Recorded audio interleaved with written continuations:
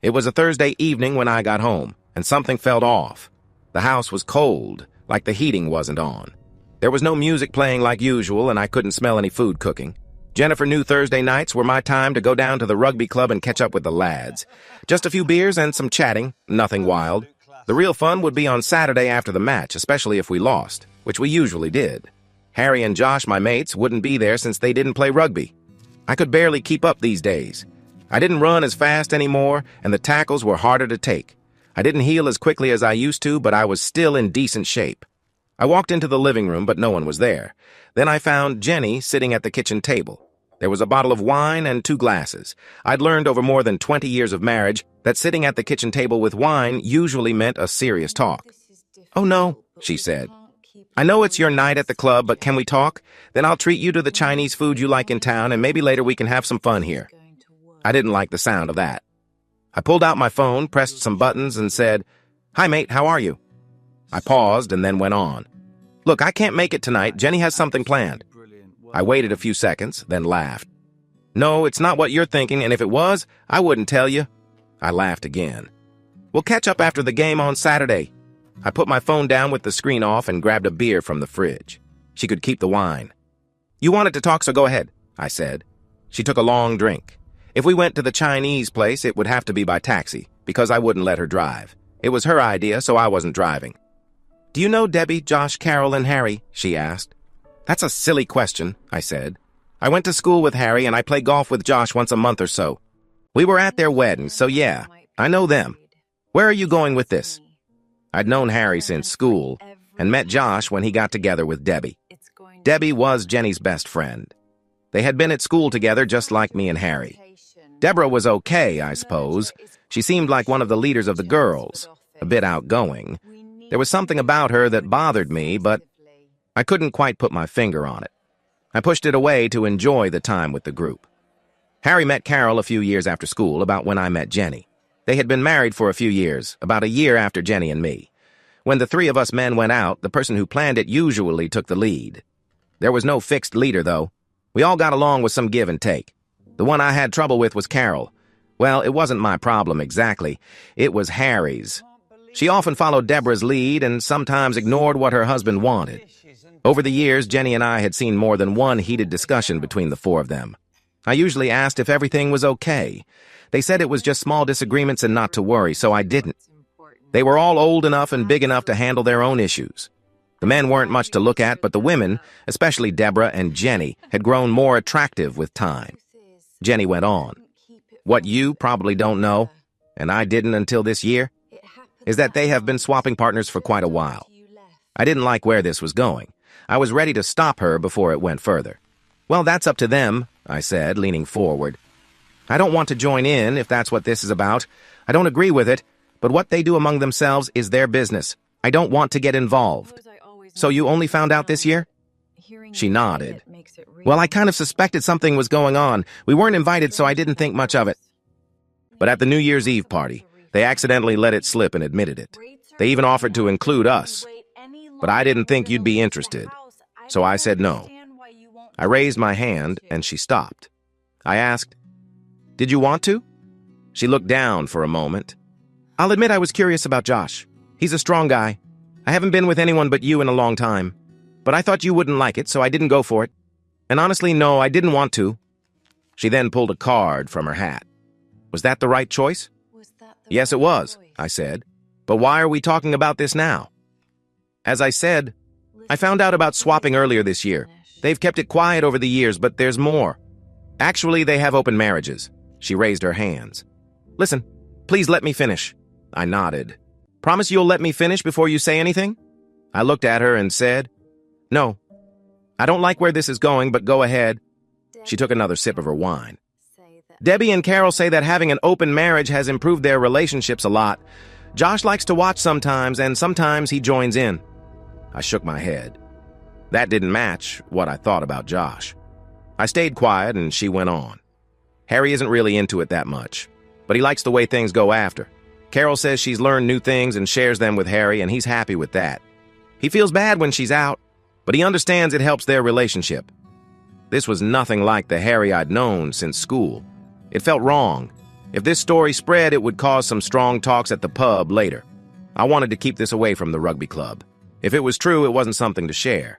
I guessed where this was heading, but she kept talking, digging herself deeper. What I was keeping in mind was protecting myself from any blame if things fell apart with the kids involved. Then she said words I was expecting, but dreading. I want to date other men. She paused. Actually, I am going to date other men. It wasn't a question or request. It was a statement. I thought she would ask me, but she spoke like it was already decided. She looked nervous. The kids will be gone in a few weeks. I'm 47, and soon no one will pay attention to me. But it's not fair if I do this on my own. So you can see other women, but we both have to be discreet. It's my turn. What did she mean by my turn? She kept talking, but I didn't catch much. I heard something about rules, probably more excuses or reasons. My mind was a mess. Questions flew around inside my head like a ball in a rugby game. Why now? Who? Where did this come from? I didn't ask, though. I just tried to stay calm. How soon? And don't think that me asking means I agree. I'm just trying to plan if you really go through with this. Debbie said you'd say that. One of her boyfriends works at a legal company, and this is what happens if you divorce me. I get the house because the kids still visit. You have to pay child support and help with bills. It's called spousal maintenance. I don't like saying this, but according to Debbie's boyfriend, it will leave you just enough to live on, though you will have to make some sacrifices. She took a sip of her wine, and I thought to myself, that sounded like a load of nonsense. What other nonsense was she going to come out with? I was about to ask if she'd checked these things out, but I decided I'd look into it myself first. Then she went on. I will get most of the savings, and you'll have to pay me. I'm not threatening. You see, that's just how it will be. Sorry, but this is what I'm doing. She spoke quietly and carefully. One thing Debbie did was turn her children against Josh for a while until he accepted it. Then once it started, he found he liked it. He really loves those kids. Debbie told me she'd threaten to do it again if Josh misbehaved, but I wouldn't do that to you. Still, there was an unspoken warning in her words. She leaned closer and took my hand. I didn't stop her. David, these aren't threats. I'm just telling you what will happen. If I can, I'll try to keep the payments as low as possible, but the courts usually decide. What she was saying was full of lies. I knew I needed to check this out. I could use Google, ask some friends at the club, and I even had friends in law. She hadn't said when this would happen, but I guessed it was soon after Ali left for university. That gave me a few weeks. I was pretty sure where this came from. I was a bit confused. I thought I did everything for her at home and in our relationship. Was I not good enough? So, am I not good anymore? Why didn't you tell me? I would have changed. I thought we were okay. Have you been pretending? Oh no, sweetie, I never had to pretend with you. You always knew how to make me happy, she said softly. It's just that, well, I want something different, something exciting. The word nonsense popped into my head, but I kept quiet. You could have asked. I can try different things. Dress up, role play, anything you want, as long as it's reasonable. Maybe we can try those too.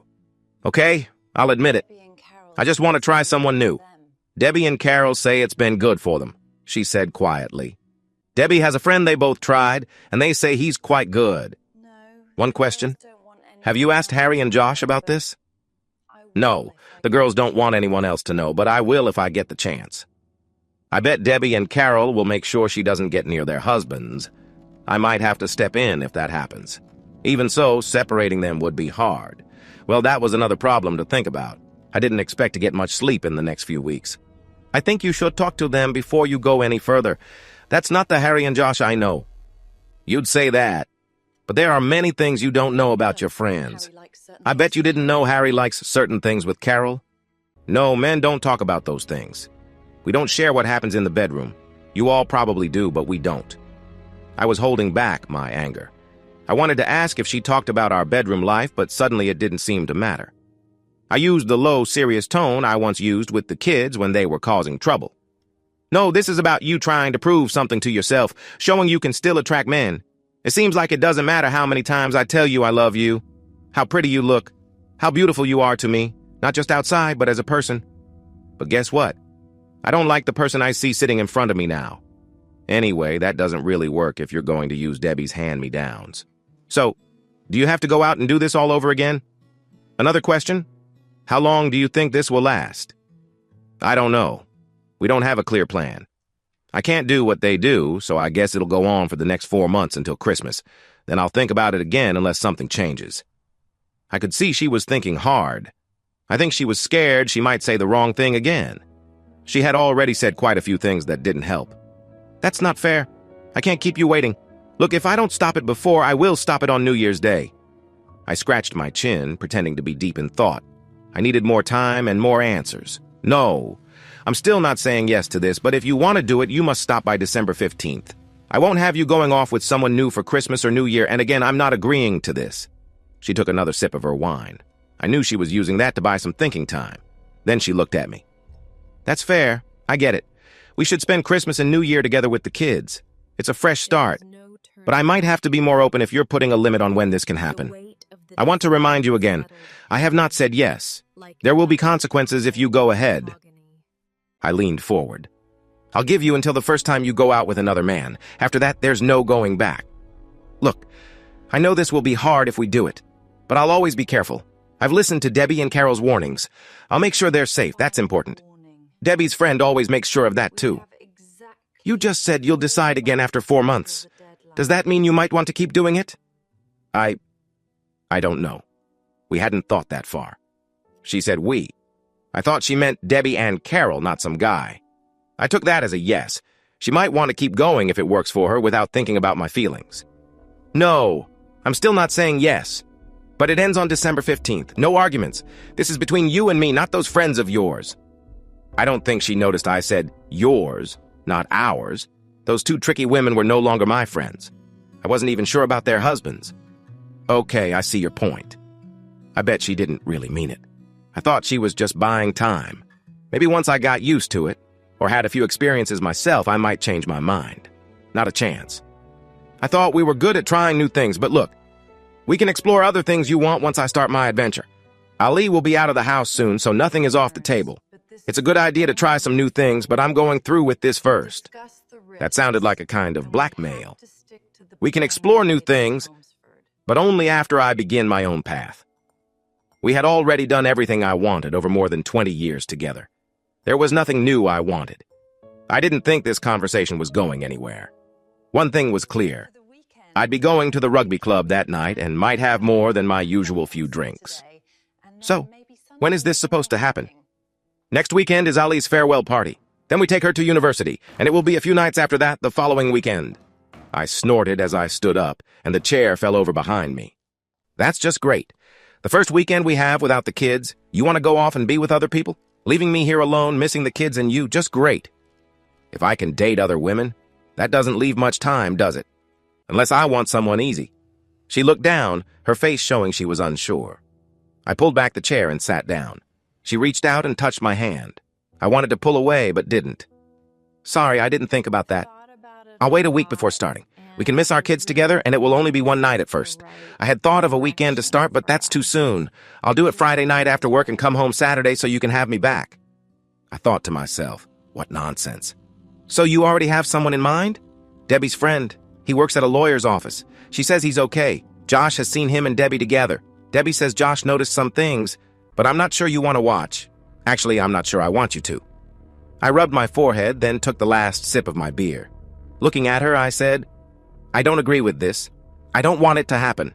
It will cause big problems, trust me. There's only one way to save your marriage now. You have to stop this. I won't try to stop it. You have to do it.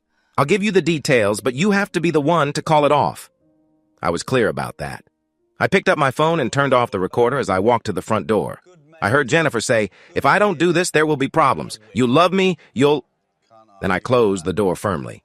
Later, at the rugby club, chatting with Josh, I was hungry. I stopped by a fish and chip shop and bought a bag of chips. I was probably going to drink a lot, and eating something was important.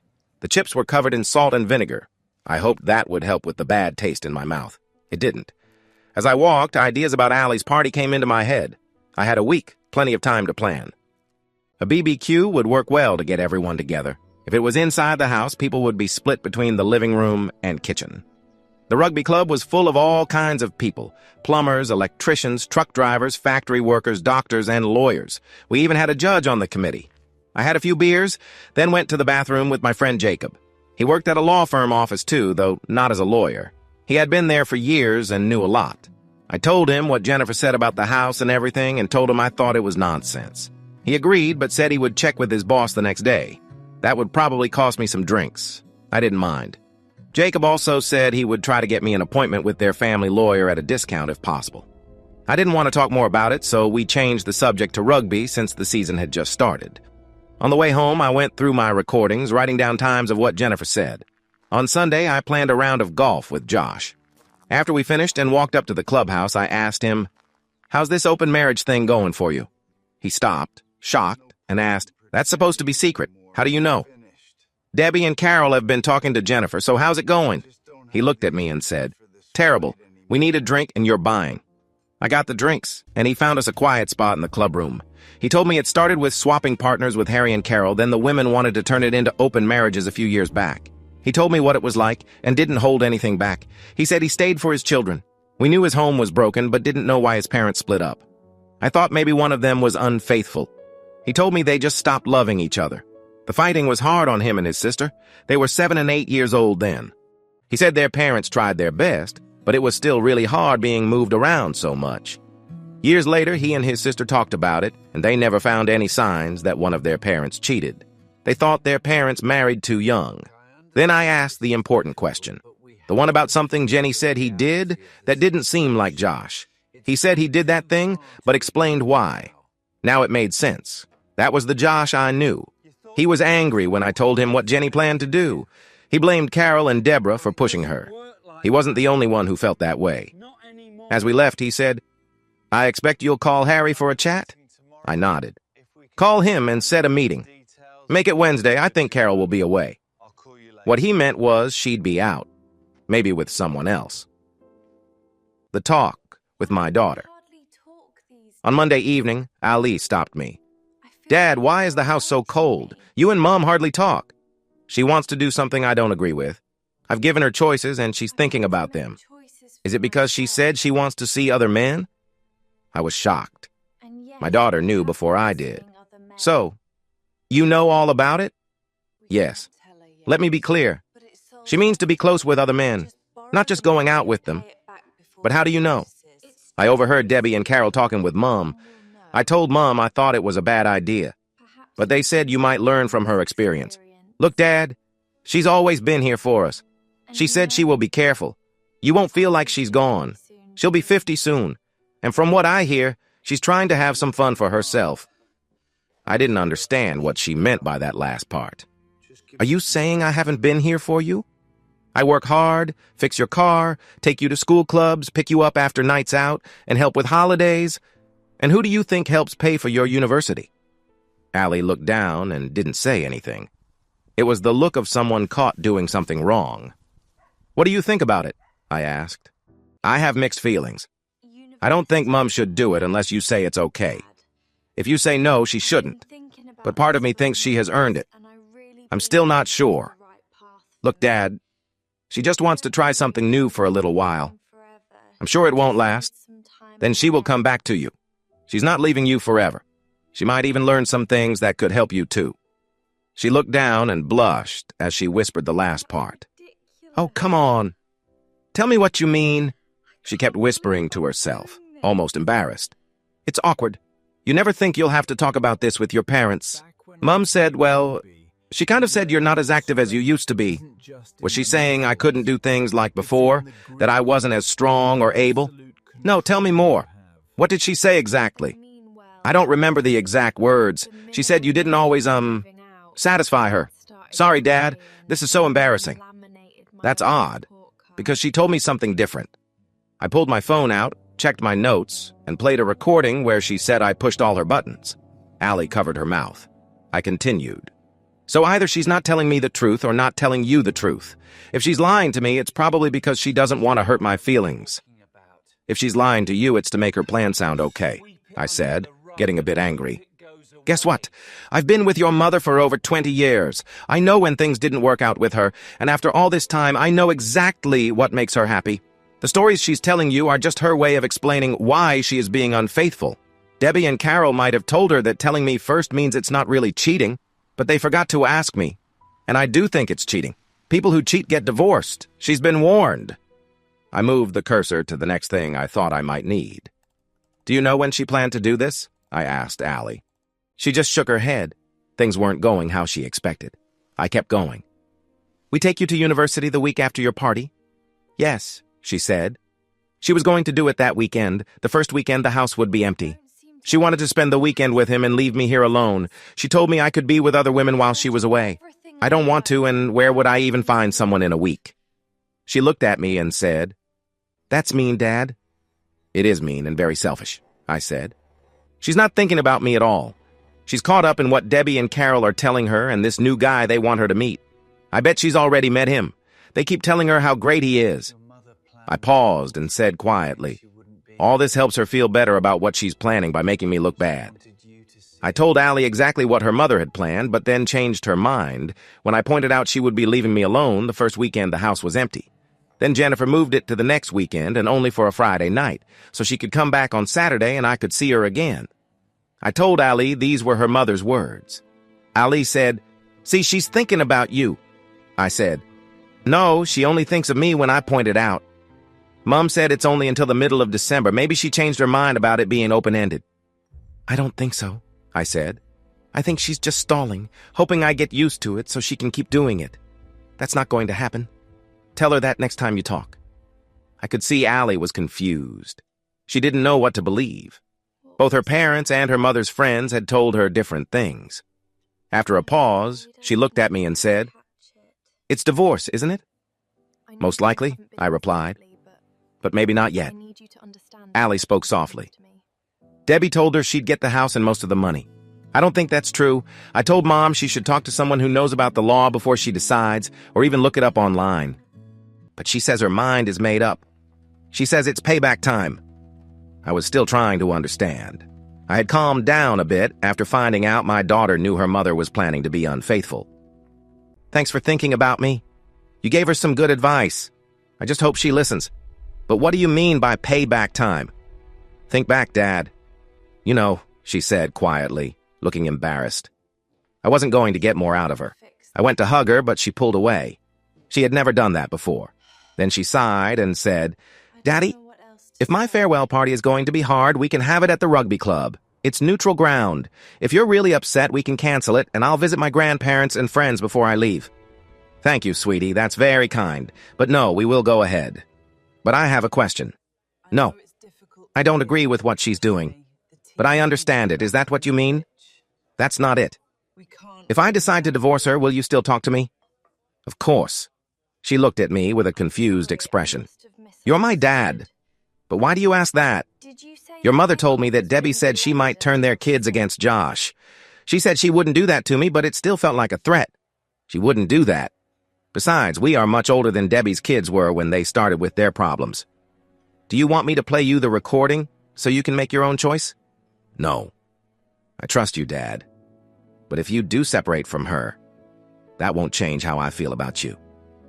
"I think you should talk to her again. Tell her the facts straight. It has to be her choice to stop what's happening. Even if she does stop, I'm still unsure. The sooner she asks questions, the sooner she might find the answers and decide to stop. That would give her a better chance to fix things. But I'll still be watching." "What do you mean? If she does stop, won't things go back to normal after a while? I know it will be hard. I don't know why she didn't go behind my back from the start. Maybe it's some kind of pride thing. I don't know. But if she stops now, what's to stop her from going behind my back again? Please talk to her." I could see Allie hadn't thought about that. "I'll try, Dad. You're right. I'll tell her to check the facts herself and not just listen to her friends." Then she said something that made me confused again. It was hard to focus with so much in my head. Part of me still thinks she deserves it. I don't know how I kept calm. My voice sounded low and tense when I said, "I think I deserve a wife who doesn't want to go behind my back with other men and try to make excuses for it. If she wants to do that, she can get a divorce. It will break my heart. Actually, she already has. I leaned forward. And I don't feel like I'm getting the support I hoped for from my own daughter. Daddy, I love you. But I love Mom too. She was crying now. I gave her my handkerchief. Her words about being older than Debbie's kids when they started caused me to wonder how much she really knew. I wanted to ask more, once I had some answers to my questions. Just then, the doorbell rang. She turned to me and said, "That's Trevor. I have to go, Daddy. Love you." She gave me my handkerchief back. This time she let me hug her, but she pulled away before running out the door. What made her so distant? I was left wondering. After Ali left, I called Harry and arranged to meet for a drink on Wednesday. When we met, I asked him the same questions I had asked Josh. He already knew what I wanted to talk about. He told me Josh had warned him and shared his own version of the story. It was mostly the same, but with some key differences. On my walk to the rugby club on Thursday, I sent them both a long message. They both replied with a thumbs-up emoji. I told them I would see them at the party on Saturday.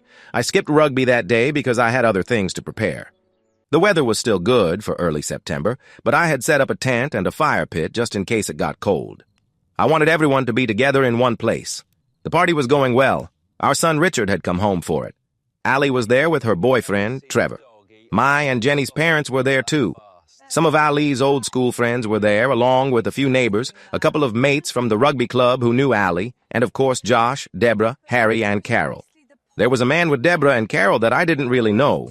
Well, I did, but I didn't want to show it yet. This was just as I thought. Tall, broad-shouldered, blonde, like a Greek god, and full of confidence. Josh and Harry acted like they were under his control, which made him seem even stronger. I put Richard in charge of the BBQ and warned him not to burn the food, just to keep turning it. There didn't seem to be much food, and he asked if it was enough. I said yes. I didn't expect the party to last long. I would make it up to Allie later. My marriage came first, and Allie could say goodbye to people any time that week. I found Jenny talking to the five of them, and saw her place her hand on the new man's arm as I came over. Josh saw me and turned toward me. Everyone else turned too. Jenny quickly took her hand away from the man's arm. He just looked at me and smirked. I spoke to him. "Excuse me, I don't think we've been introduced." I turned with a fake angry look to Josh and Harry. "Bit rude, bringing someone to my house and not telling me." I made sure to say my house clearly. Josh laughed and clapped my shoulder. "Sorry, mate. You're right. This is Andrew. Andrew, this is Dave, Jenny's husband. Jenny, you know her." I looked at Andrew. "Actually, it's David.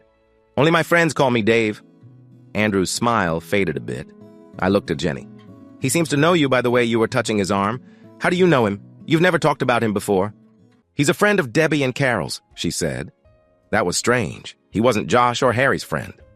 Andrew stuck his hand out to shake mine. It would be rude to ignore it, so I took his hand. I spoke quietly so only the seven of us could hear. "Ah, Andrew the receptionist. Isn't that usually a woman's job? I've heard very little about you." That annoyed him. He started to tighten his grip slowly. I leaned in and said softly, "If you keep that up, you'll end up looking ridiculous." His hand relaxed right away. The smile left his face but came back quickly. I put my arm around Jenny's waist. "Come on, we should say hello to Allie and Trevor. This is her party after all." She didn't resist, as I gently led her away. As we walked toward Ali, I whispered, "So that's him then?" She nodded slightly. "That's really bothering me. Bringing your would-be lover to our daughter's farewell party when he's never even met her. You're trying to embarrass me?" She stopped and turned me around. "I didn't invite him. Debbie or Carol must have. It's not very careful, but it doesn't change anything. The party is next Friday. But he's here now, and you didn't ask him to leave. This won't end well." I kept walking toward Allie while Jenny hurried to catch up. I knew exactly how he got here. Josh and Harry must have convinced their wives to invite him quickly. I was glad we had a big garden. From the corner of my eye, I saw people quietly watching. Jenny leaned in closer and spoke even lower. "I promise I'll make it up to you before and after. We'll talk later. Carol says Harry has gained a lot from what he's learned. Please don't cause a scene." I was tempted to laugh quietly to myself. I was about to act in a way that could cause a big scene, like something from a soap opera. We walked over to where Allie and Trevor were standing. I thought Ali might ask us about our walk across the garden, but looking at my face, she seemed to decide not to. I went in for a hug, and she accepted it. It wasn't a full hug. Looking at Trevor, I said, "Do you know your girlfriend, my daughter, thinks it's okay to cheat?" His mouth dropped open. I wasn't shouting. My wife wants to be with another man, and your girlfriend thinks that's fine. So if you want a long-term relationship, don't expect her to be loyal." "What?" Allie said. People nearby heard, but soon went back to talking. I think some could tell something was wrong, especially our parents. "Dad, what are you saying?" she asked. I went on. "Didn't you say you thought she should be able to be with another man?" "No, I would never say that. Besides, you were the one who cheated on Mom first," she said. That surprised me. "Who told you that?" "Mom kinda hinted at it, but Debbie and Carol said you did," she answered. Turning to Jenny, I said, "So tell me, when and with whom did I cheat on you? Where did you get that idea? Can you show me proof? Because guess what? I wasn't there. I have never been with anyone else since the first time we were together. You and your friends are lying, so show me the proof." Jenny hesitated. "It was a few years ago when you were away for a rugby weekend. You came back tired, and I smelled a woman's perfume on you. When I talked to the girls, they said you probably cheated. They said a lot happened during that trip." "Do they have proof?" I asked. "Not about you, but they said Josh and Harry did," she said. I remembered that trip. It was crazy. There was lots of rough play and many drinks that week, but we won about half the games. "Then answer these simple questions. 1. Why would I cheat when my father was with me the whole time? Do you think I'm that foolish? 2. Don't you think when I took my dad home, my mom gave me a hug? And surprise, she wears perfume? 3. I never saw Josh or Harry leave with other women. And if I remember right, they had open marriages back then. I'm not sure about the timing, though." Allie spoke again, in that loud whisper people use when they're angry. I felt like she was trying to explain why she treated me the way she did, thinking I may have cheated. But that story was falling apart.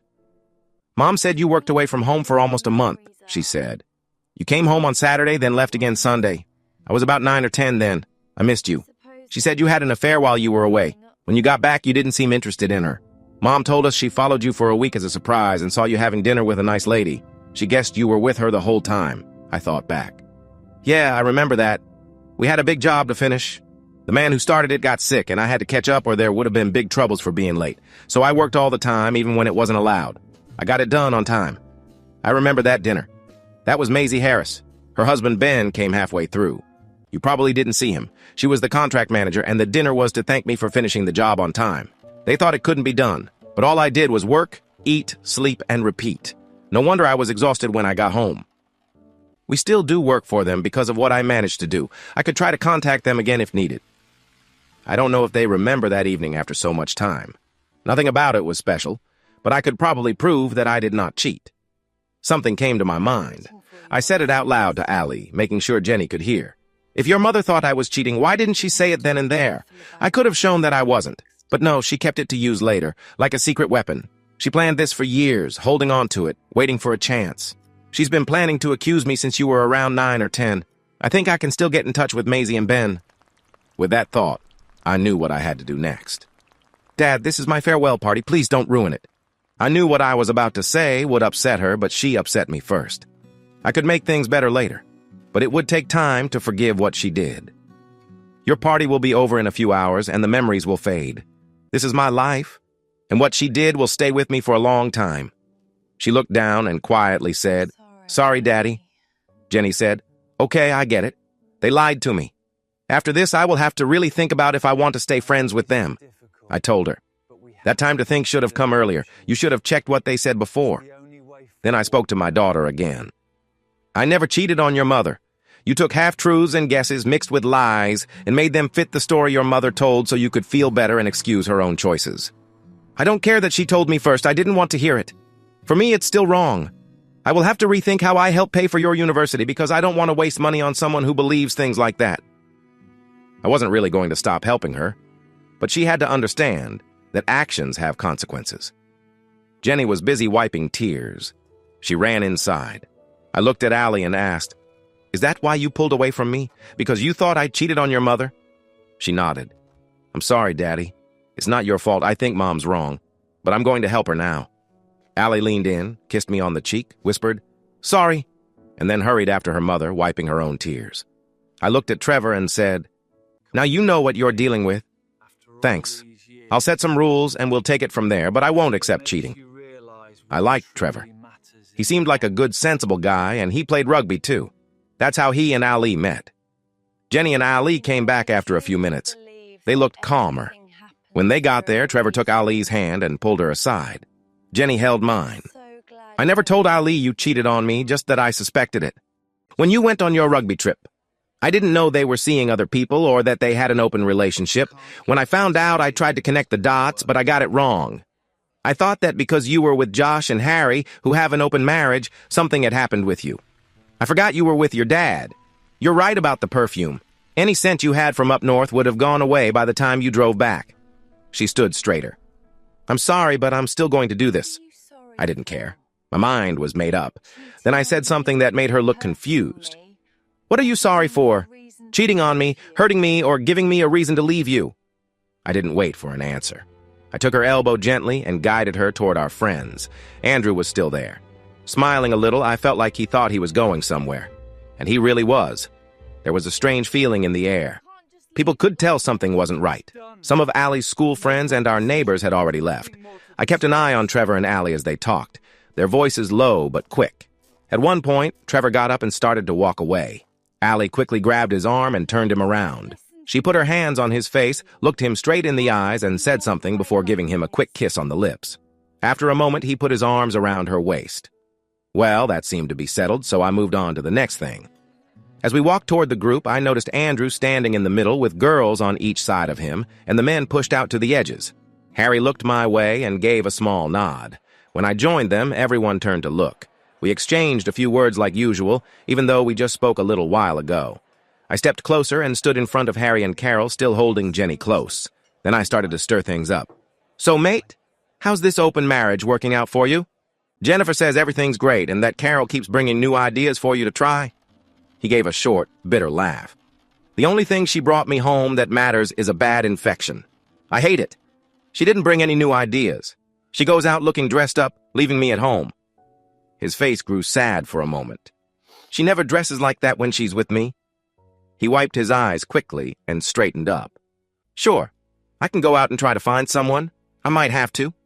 But honestly, who wants a balding, tired, slightly heavy guy like me? Maybe it's easy for others. They just need to look nice and smile. Then they have someone easily. Luckily, she only does it every now and then, so I can deal with it. He whispered, I liked the swapping with Debs and Josh, but this is different. This is hard. He was being tough on himself. He wasn't that bad looking. Probably just lost confidence after Carol started seeing other men. Carol had her mouth open. Andrew wasn't smiling as much now. We were in a quiet part of the garden, and people started to drift away, while others tried to get closer to hear what was going on. Harry spoke up next. Since then, I've always used protection until she's checked and clean. I think they know her well at the clinic. Yeah, we still have time together, but nothing new or exciting, at least nothing I've seen. But no, Dave, it's a mess. He looked down. I've got to ask you, why are you still with her? Because I'm a fool, he said honestly. I'm so stupid. I still love her, and I can't just stop that feeling. Right now, I think being with her is better than without her. If she just wants to be with other men for fun, and I believe she still loves me, I'll put up with it. He turned towards Carol, who looked shocked. But I'm warning you. I'm close to losing patience. I think you've been lying to your friends. Our private life isn't great. Nothing new, just the same old stuff we've done for years. At home and with you, it's okay. I've learned to ignore the images of you with someone else. And I'll admit, sometimes I found someone else. But it was just for fun. It didn't feel good. Not like it does with you or even with Debs. Sometimes it felt like nothing at all. This last guy wants to break the rules. He looked back at me. We have rules. No one we know. Be careful. Keep it quiet. Except for those two. He nodded at Deborah and Josh. No shame. I don't want to know who it is or what they do. We aren't supposed to do it in this town, and not more than twice with the same person. He breathed out. That awful woman had the nerve to say that her last boyfriend wants to use our bed one last time. He was getting angry, but kept his voice low. People around us started moving away, like waves going in and out. That's just plain disrespectful and breaks most of the rules. So guess what? That will never happen. After all the lies she's told Jenny, I think I'm done. I want a divorce. I don't see an end to this mess. Carol spoke quietly. I told Gerald we couldn't do that. I was just warning you. It sounded like she was making an excuse. Maybe she told Harry the same thing. Nonsense. You were testing me to see if I'd accept it. Well, you got your answer. That's when Andrew said something for the first time. Hey, man, I get that you're standing firm, but you have a lot to lose here. Think carefully. I couldn't keep quiet. Well, there's the solicitor's helper talking. Not much of a man's job, really. He glared at me. Harry turned to him and said, "Oh, trust me. I've thought about it and got advice from a real lawyer. Things are much clearer now, so you can just get lost, idiot." That was polite for Harry. I noticed the party had quieted down. Some people near us tried to listen closely, while others moved farther away. My rugby friends were moving closer. I looked at Jennifer and said, "So, bringing home new experiences includes catching an infection, huh? That's a good one." Her mouth dropped open and she shook her head. She kept muttering, but I couldn't hear what she said. I turned to Josh and saw Harry walking toward the back gate with a strong purpose. Carol looked confused for a moment, then ran after him. She tripped. Probably wearing high heels on grass wasn't a good idea. When she fell, I noticed she was wearing stockings. Was that for Harry or Andrew? Andrew didn't look so proud now. I turned Jenny so she faced Josh and her best friend, Debbie. Debbie kept mumbling something like, "No, I won't do it, I won't," over and over. "So, Josh, what's your story? Debbie told Jenny that your relationship's gotten better and you like to watch." Josh stumbled back and muttered, "That's nonsense." He regained his calm and said, "I'm lucky. I haven't caught anything. Well, not in the last 3 years because we haven't been together. It was fun with Harry and Carol, but then Debbie wanted to take it outside our group. I wasn't keen because we now had 2 kids. We agreed to try it for 3 months and then decide. Debbie wanted to keep going after that, but I didn't. She threatened to turn the kids against me and showed me all these legal papers which said I'd lose everything. Like Harry, I was foolish and didn't follow up. Watching? No. Did I see it? Yes. It looked like someone just going through the motions. No care, no feeling, just rough. If that's what she wants, fine." Debbie spoke up quickly. "That's because you can't stand me having fun and enjoying time with Jeffrey." I guessed Jeffrey was her latest partner. Josh ignored her and went on. "Home life's great, really. She's a wonderful mom and a great cook. I couldn't wish for a better woman outside the bedroom. But inside, well, I don't think we've been close for years. I don't keep track. You want to know why I'm still with her? Because I really loved her. But things changed when she told me to watch her with another man. It was clear she wanted to embarrass me. I said no. As you might guess, the real reason I'm here is because of the kids. My parents split up when I was 7. It was really hard, and I never want my children to go through that. I've seen you peeking from the doorway. You like to watch," Deborah said. Josh growled back. "There's only one reason I watch," Deborah cut in. "So you can see how real men do it. You spend your time watching him with me." Josh shook his head. "No, it's not like that. No care, just rough. But you seem to like it. Where's the wife I used to know?" He took a deep breath. "No, I watch to remind myself what you've done to me. I tell myself once the kids are gone, I'm out of here. I've been getting ready to leave without too much trouble." Deborah's mouth dropped open. "I thought you liked it. That's why you stayed and watched. You wanted this." "No nonsense," Josh snapped. "Did you ever ask how I felt? No. You just made stories that fit what you wanted. Why would any man want to watch his wife with someone else? Maybe some do, but you don't really know me. I've been planning to leave once the kids are grown. That would give you more time with this lifestyle. Then you'd be alone. I have plans. You believe your own lies now, and you're dragging your friend into this. You're going to pull her into a divorce too. Well, now that it's all out, I'm done waiting. When we get home, I'm filing for divorce." Andrew stayed quiet and moved away from Deborah a little. Her face turned angry. "You'll lose everything. The children, the house. I'll get support money from you. You might end up homeless." She looked at Andrew. "Tell him. I will have the house, and he'll be left with nothing." Then back at Josh. "No, you don't decide here. Things will go on like they are." I had to speak up. This all seemed like empty threats. "Deborah, I think Josh has been planning this for at least 3 years. He knows exactly what he's doing." Josh gave me a small nod, so I kept going, trying not to give too much away. It seemed like Josh wanted to make sure she saw what was coming next. "I bet he's been saving money. He might even have secret phones. I don't know for sure, but he probably has a new plan for himself. He's had years to figure this out. I know him well. He's smart. I won't say more because I don't want to spoil the surprise." Josh did something strange. He put his fist out. I bumped it with mine. "Right on, mate." Deborah started to cry but didn't give up. "No, Andrew says I'll get everything. You could fight me and waste your money." I just said quietly, Getting legal advice from a receptionist, that's clever. At least he works in a law office. Sunday morning tasted like old beer and hurt trust. I was dragging my second big suitcase down the stairs. The wheels clacked against the carpet like a slow, steady drum. The house was silent. No apologies, no tears. Just the cold truth of a marriage that had ended after 20 years. I dropped the bags on the bed in the guest room and turned toward the kitchen. Jennifer was sitting at the breakfast bar. She looked awful. Her face was pale, with dark, tired circles under her eyes. She held a mug of tea tightly in both hands. She was still wearing the same clothes from the barbecue the day before. "I am not leaving this house, David," she said. Her voice was shaky, but there was a strange, forced stubbornness in her words. It sounded like something she had practiced saying. "I spent all night reading about this. I have rights as your wife. My name is on the mortgage just like yours. You can't just pack my things or send me out because you lost your temper in front of our friends yesterday. This is my home and I'm staying right here." I stood in the doorway and looked at her. I did not feel sorry for her at all. "You think this is just about a tantrum?" I said, my voice cold and calm. "You actually have the nerve to sit here in my kitchen after standing in our garden yesterday and introducing me to the man you plan to be with, while our kids' things are still in their rooms. And now you want to talk about rights? Fine. You can stay inside this house, but don't expect this to be a shared home anymore. From now on, the upstairs is yours and downstairs is mine. If I am in the kitchen, stay out. If I am in the living room, leave the way. You wanted to live like a single woman? Congratulations. You are officially on your own, and to me, you no longer exist."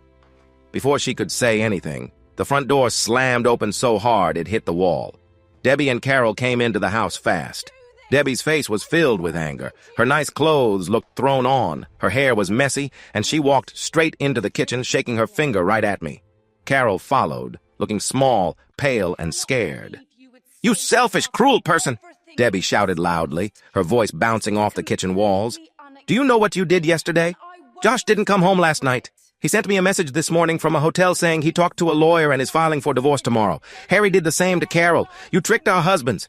You couldn't handle the fact that your own wife wanted someone real, so you had to drag Josh and Harry down with you into your sad mess."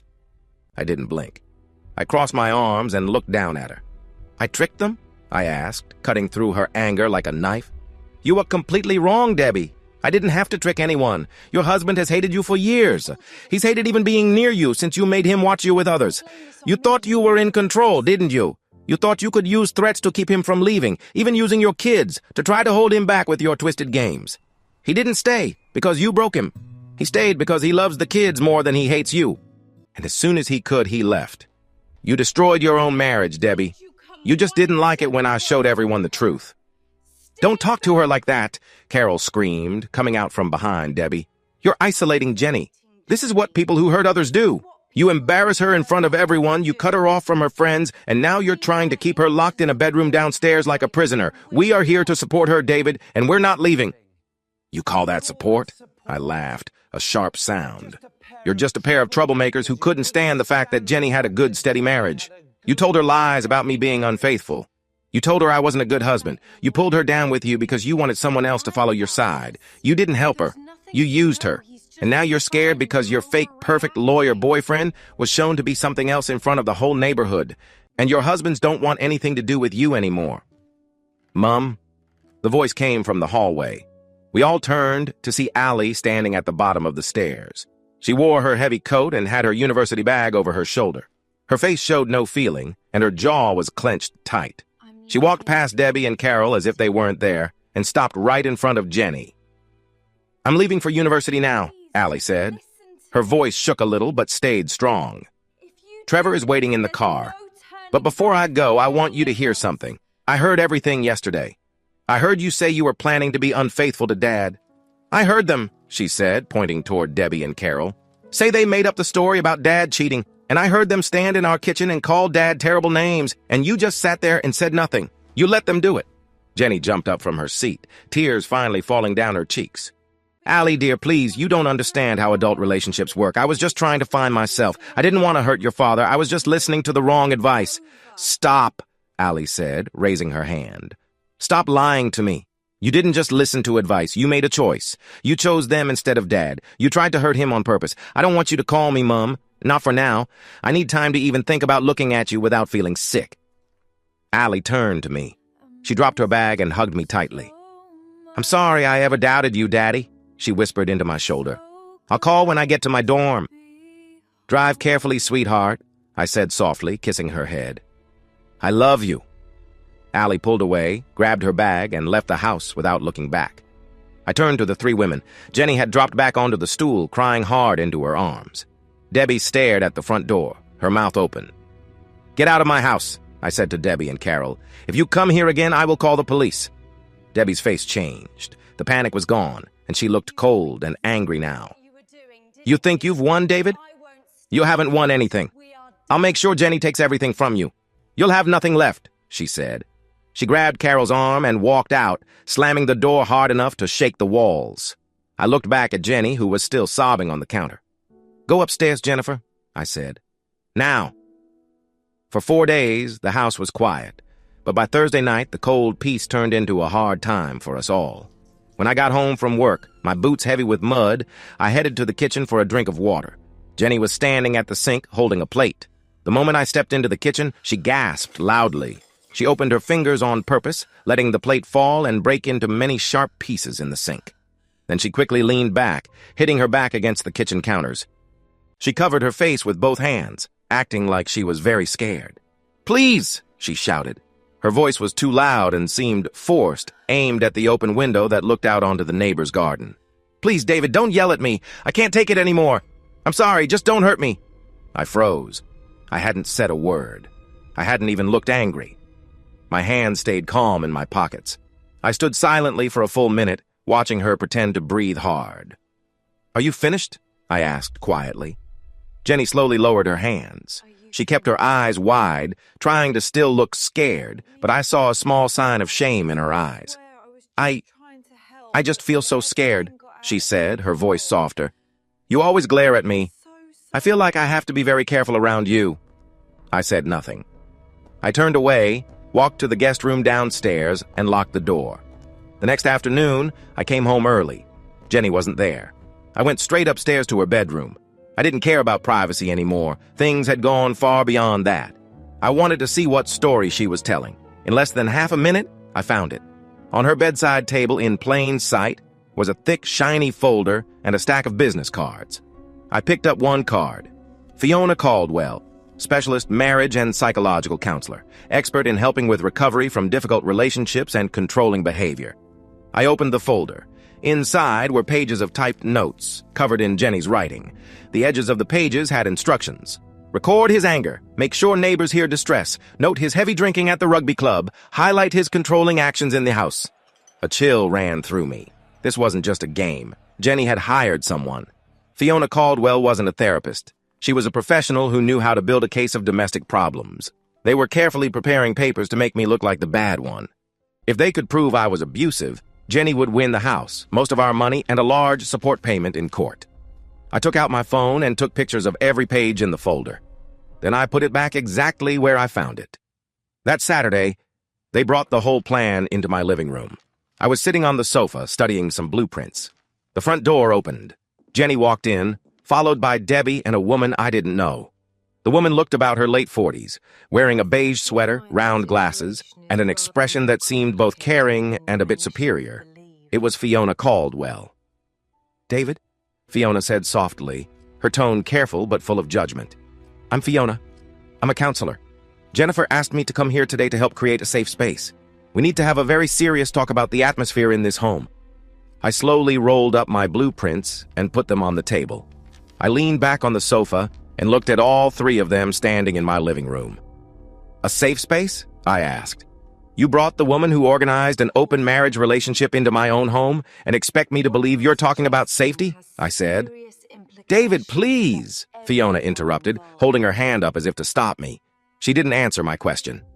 Jennifer shows all the clear signs of someone who's been living in fear. Her mind and body are always tense, scared of your sudden anger, making her stay upstairs, cutting off her contact with others, and controlling her money. That's serious control, David. It's abuse. And it ends today. If not, we'll ask the court to have you removed from the house so she can be safe. I looked at Fiona silently for a long moment. Debbie smirked behind her, and Jennifer stared at the floor, acting like a quiet, broken person. "You're very dangerous, Fiona," I said finally, my voice calm and cold.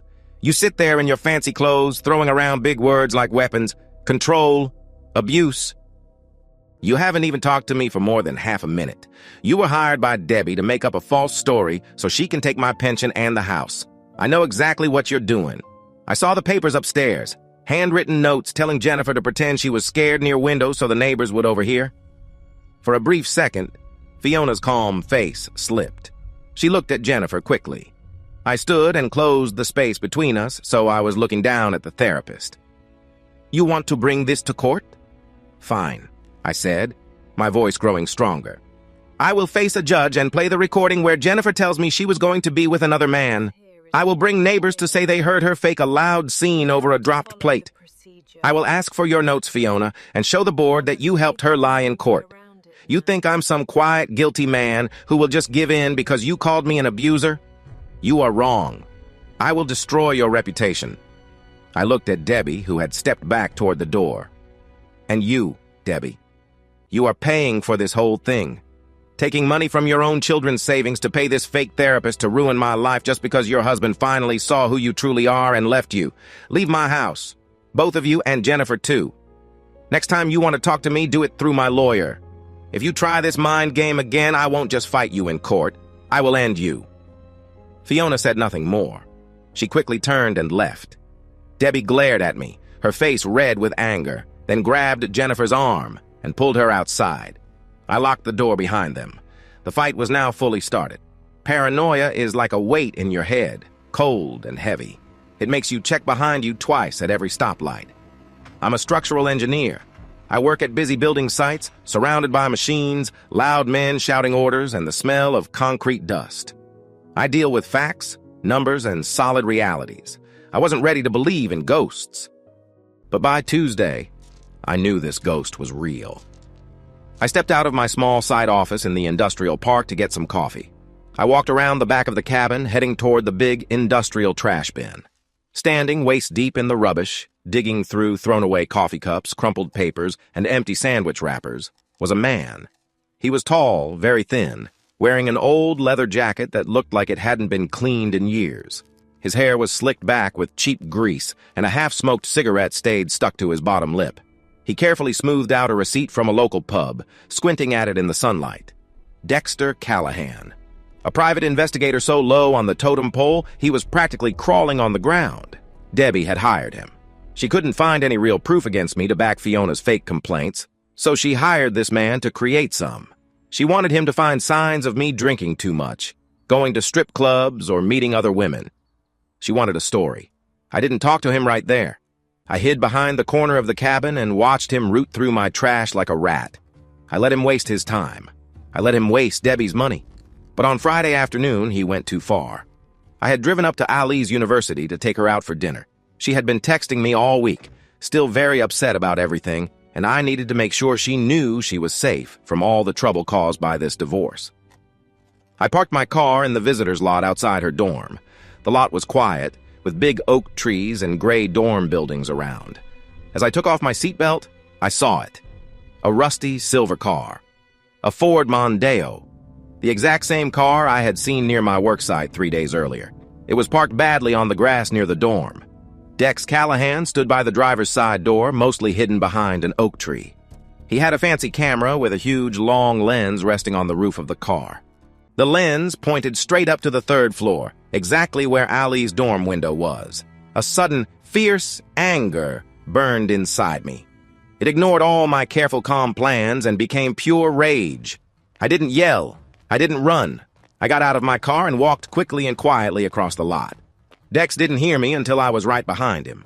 I grabbed the back of his greasy hair with my left hand and pushed his face hard down against the roof of his car.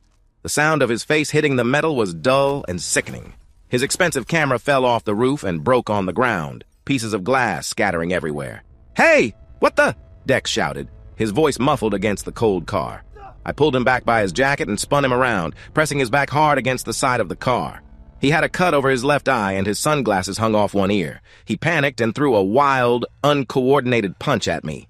I easily moved out of the way and hit him in the stomach. He gasped hard, struggling to catch his breath. I grabbed his jacket collar, pulled him up, and pushed him against the car again, holding my arm across his chest.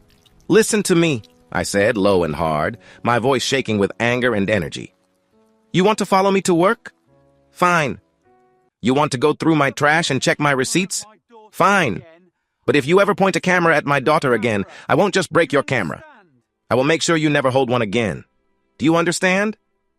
Dex coughed and spat some blood onto the gravel. He looked at me and, to my shock, he smiled. It was a cruel smile, his yellow teeth covered in blood. "You're making a big mistake," Dex said with a wheeze. His breath smelled like old tobacco and cheap alcohol. "You think you're tough because you can fight? You're just a target. My client is paying me a lot of money to find dirt on you. And if I can't find any, I will make it up." His hand shook as he pulled a crumpled paper from his pocket and slapped it on my chest. "I know exactly where your daughter sleeps," Dex said in a low voice, his confidence back, even as blood ran down his face. "I know when her boyfriend leaves the dorm. I know her class schedule. I know how to make your life miserable, David. You hit me today, but tomorrow, I might send some anonymous letters to the university dean. Letters saying Ali's tuition is paid by a violent drunk who hurts his family and attacks people. How long do you think she'll last at university once those rumors start?" I squeezed my forearm tighter around his throat, cutting off his breath. His eyes grew wide. His hands weakly tried to push me away. I wanted to hurt him badly right there on the ground, but I saw the cold plan in his eyes. He wanted to get me in trouble. He wanted me to lose everything in court. So I let go. I stepped back, breathing hard, pushing down my anger. "Tell Debbie," I said, my voice quiet but cold, "she's wasting her money, and tell yourself that if you ever come near my family again, you won't see me coming, and no one will watch." I turned and walked away, leaving him coughing and bleeding by his dented car. "You're finished, Dave," he called after me, wiping blood from his eye. "You'll lose everything." I didn't look back. I had dinner to eat with my daughter, and now I had someone new to deal with. The fight was on. If Debbie wanted a war, I was ready to burn it all down.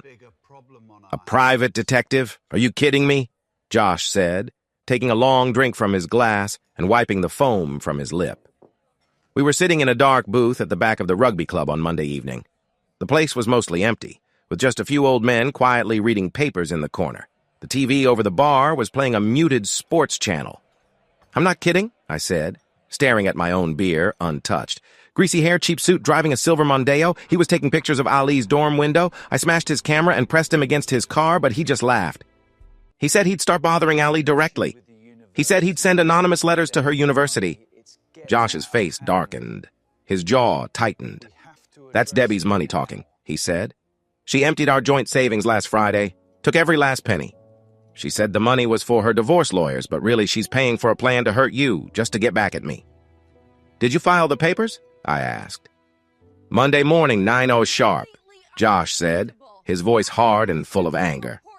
"I had someone bring the papers right into her office. She made a big scene, even threw a stapler, shouting that I was ruining her life. It was something to see. But Dave, if she's hiring low-level spies to bother your kid, we have to stop this now. We need to cut the problem off at the source." "Debbie is the source," I said. "She's the one planning all this." "No." Josh leaned in and spoke quietly, his eyes sharp. "Debbie is just the poison. She's the noisy soldier doing the dirty work, but the real boss, the pride, the ego, the base holding together their whole open marriage dream, it's Andrew, the Greek god guy. He's the one letting them all feel safe, thinking they're important and untouchable." I frowned and shook my head. "He's just a receptionist, Josh. I already embarrassed him at the BBQ. He looked like a coward in front of Jenny." "You hurt his pride," Josh said, "but you didn't break his whole world. Think about Saturday. When he came to your party, did you notice the car he drove? What did he park in your driveway?" I thought back to that day. Mostly regular family cars were there. One was different. A Porsche. Black, new model. Must have cost about $90,000. "Exactly," Josh said, slapping the table. "A receptionist at a small law firm doesn't drive a 90,000-pound Porsche unless he's either drowning in debt or has a very rich woman supporting him." I looked at him. Things were starting to make sense. "You got the license plate?" Josh tapped his head and smiled like a hunter. Photographic memory for cars, always. I checked it with a friend who works in car insurance. The car isn't registered to Andrew, it's registered to a company, a real estate business from Chelmsford. Chelmsford? I leaned back. That's about an hour away. Who owns that company? A woman named Miranda Yates, Josh said, pulling a piece of paper from his jacket and sliding it across the table. She's 52, a self-made multimillionaire, owns half the commercial buildings and shopping parks in the area, widowed 10 years ago. Public records show she remarried 3 years ago to a younger man named Andrew. He took her last name. I looked down at the paper. There was a photo from a local business event. Miranda Yates, sharp features, perfect suit, powerful and commanding. Behind her stood Andrew in a tuxedo that looked expensive. Not like a strong leader, more like a well-groomed pet. I whistled quietly. He's a kept man. Worse than that, Josh said, leaning forward. He's a user. He lives off his hard-working rich wife's money, acting like a big man to a bunch of bored, middle-aged women around here. He bought expensive dinners with her credit cards, pretended to be a successful lawyer to impress women, and stayed in cheap hotels with them while Miranda was out working hard to grow her business. A slow, sharp smile spread across my face. It was the first real smile I'd had in weeks. The sheer amount of lying was almost amazing. "This is it, Josh," I said quietly, tapping the photo. "This is the final move." "How do we use it?" Josh asked, his eyes shining. "Should we confront him? Should we use it to make him stop bothering Debbie?" "Blackmail is for weak people," I said firmly. "Look at this woman, Josh. Look at Miranda Yates. Do you think a woman who built a real estate business from nothing, a woman who leads rooms full of men, likes to be made a fool? Do you think she's happy knowing her husband is using her Porsche to drive around women from nearby towns?" "She'll be furious," Josh said quietly. "She won't just be angry," I said, my mind working fast with plans. "She'll make sure he can't breathe. Debbie, Carol, and Jenny think they are part of some special high-class life. They think Andrew is their prize. They think they're better than us. If we take Andrew away, if we show everyone he's a useless fake man, their whole group will fall apart. They'll lose money, have no lawyer, and no pride at all." I picked up my drink and finally took a long sip. It tasted like victory. "I need to meet with Mrs. Yates," I said, putting the glass down.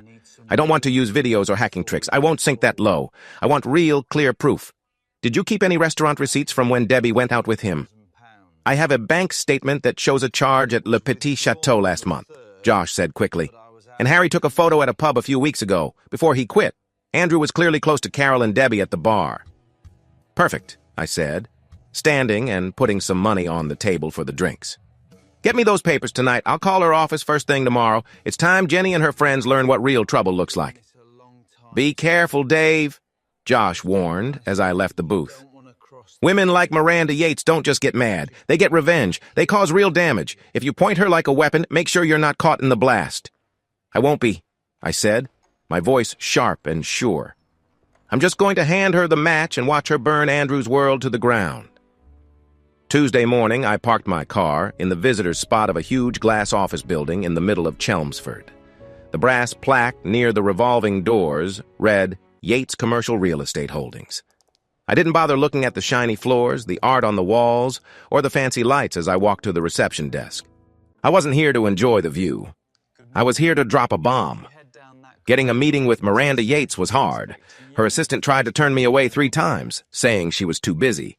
But when I finally told the young man on the phone, "Tell Mrs. Yates I have important financial papers about her husband's secret spending in my town," his tone changed. I was given 10 minutes at 11 o'clock. I was taken to the top floor and led into a large corner office. Behind a big wooden desk sat Miranda Yates. She looked just like her photo, but the camera hadn't caught the sharp, cold power in her eyes. She was a woman in her early 50s who showed her age with pride. She wore a smart dark gray jacket that looked very expensive. Her silver hair was pulled back tightly into a neat bun. She sat very straight. When I entered, she did not stand or offer to shake my hand. Instead, she pointed to the leather chair across from her desk with a fancy silver pin. "Sit down, Mr. Evans," she said. Her voice was cold, smooth, and had no warmth. "My assistant told me you say you have information about my husband's money. You have 5 minutes to explain why you're here talking about Andrew's finances, or security will remove you from this building," she said. I sat down, keeping my back straight. I did not show any fear or smile. "It's not his money, Mrs. Yates," I said, matching her cold tone. "That's why I'm here. It's your money, and he is wasting it on a fake life in my town, pretending to be someone he is not." Miranda's eyes narrowed. "Explain right now." I reached into my jacket and took out a manila envelope. I opened it and slid two things across the shiny wooden desk. The first was a bank account statement showing a very high charge of 600 pounds at a fancy restaurant. The second was a clear photo taken by Harry at a pub. It showed Andrew wearing a nice suit, standing with two women who were very close to him. Miranda did not show any surprise or sadness. She picked up the photo, adjusted her fancy reading glasses, and stared at it quietly for a full minute. "Andrew told me he joined a special group for young lawyers nearby," she said, her voice dropping into a dangerous tone. "He said the restaurant bills were for meetings with clients. He stood in my kitchen, looked me straight in the eye, and asked me to raise the limit on his credit card to cover costs for his new business." "He lied to you?" I said calmly, leaning back. "There is no group. Your husband works a low-level job at a small law office. He uses your money, your credit cards, and your car to come here and act like an important rich man. He spends time with bored women who think they belong to a special social group. Those two women in the photo are named Carol and Debbie. They lead a small group of people in town. Recently, they even got my wife involved, with your husband as the main attraction." Miranda slowly put the photo down. She looked at the restaurant bill, tracing the total with one of her polished nails. "I built this company from nothing, Mr. Evans," she said quietly with a sharp edge in her voice. "I fought hard in a tough business where many men wanted me to fail. I worked very long hours for 20 years. I did not create a property empire worth 30 million pounds just to have a weak man use my money to live a fake life. He drives my cars, wears clothes I bought for him, and uses my money to fool ordinary people." "Then we both want the same thing," I said, leaning forward and resting my arms on the desk. "Debbie, Carol, and my wife believe they are untouchable. They think Andrew is their key to a high-class life. They feel so sure because of his fake wealth that my wife hired a dishonest therapist to try to blame me for problems in our divorce. Debbie is paying a shady private investigator to watch my daughter at her university. All of their boldness and cruel confidence comes from the false power your husband gives them." Miranda took off her glasses and set them carefully on the desk. She looked at me with a cold, sharp look. We understood each other fully. "You don't just want to tell me about the affair quietly," she said, guessing what I wanted. "You could have mailed a letter or sent an email. You came all this way and sat in my office because you want to make a big public statement. You want as much damage as possible." "I want to break the false image completely," I said, holding her gaze. "I want your money stopped. I want your car gone. I want them to see clearly what they gave up their long marriages for. A poor fake man who takes but gives nothing back. I want everyone to see their shame." Miranda gave a short, dry laugh. It wasn't from being happy. It sounded like a trap closing. "I was going to ask for a divorce at the end of the year anyway," she said, speaking like she was talking about changing her phone plan. "Andrew has become very boring, and his prenuptial agreement says he gets nothing if he cheats. He'll leave with just his clothes. This just makes my decision come sooner. When will they meet him next?" "Tomorrow," I said, smiling quietly with a bit of satisfaction. "They have a lunch to celebrate at l'Orangerie right in the center of town. Debbie booked a private table. They think they've beaten me and my friends. They think they're celebrating a new fancy life." "A fancy lunch?" Miranda said, standing up and smoothing her blazer. Her eyes shone with a sharp, harsh edge. "How truly awful for them. Mr. Evans, I don't believe in calling the police for family problems. I don't believe in private, messy fights behind closed doors. I believe in total public ruin. I believe in leaving nothing behind for anyone to build on." She walked around the big desk and held out her hand. I stood and shook it. Her grip was firm and cold. "I'll meet you outside l'Orangerie tomorrow at 1 o'clock, she said, making our plan official. "We will destroy their pride completely." "I'll be there, Mrs. Yates." Wednesday afternoon was clear and cool. L'Orangerie was the fanciest, most expensive restaurant in town. It was exactly the kind of place Debbie thought she belonged, a place she used to remind herself how special she was. I stood across the street, leaning against the wall of a bakery. I watched through the big windows of the restaurant. I saw them clearly. Debbie, Carol, and Jenny sat at a prime table in the middle of the room. They wore their best clothes and flashy jewelry, drinking costly champagne, and laughing loudly enough to bother other diners. Sitting at the head of the table in a neat navy suit and showing a wide smile was Andrew. He looked very proud. acting like he was in charge among his friends. A smooth black car pulled up to the front of the restaurant. The driver got out and opened the back door. Miranda Yates stepped onto the sidewalk.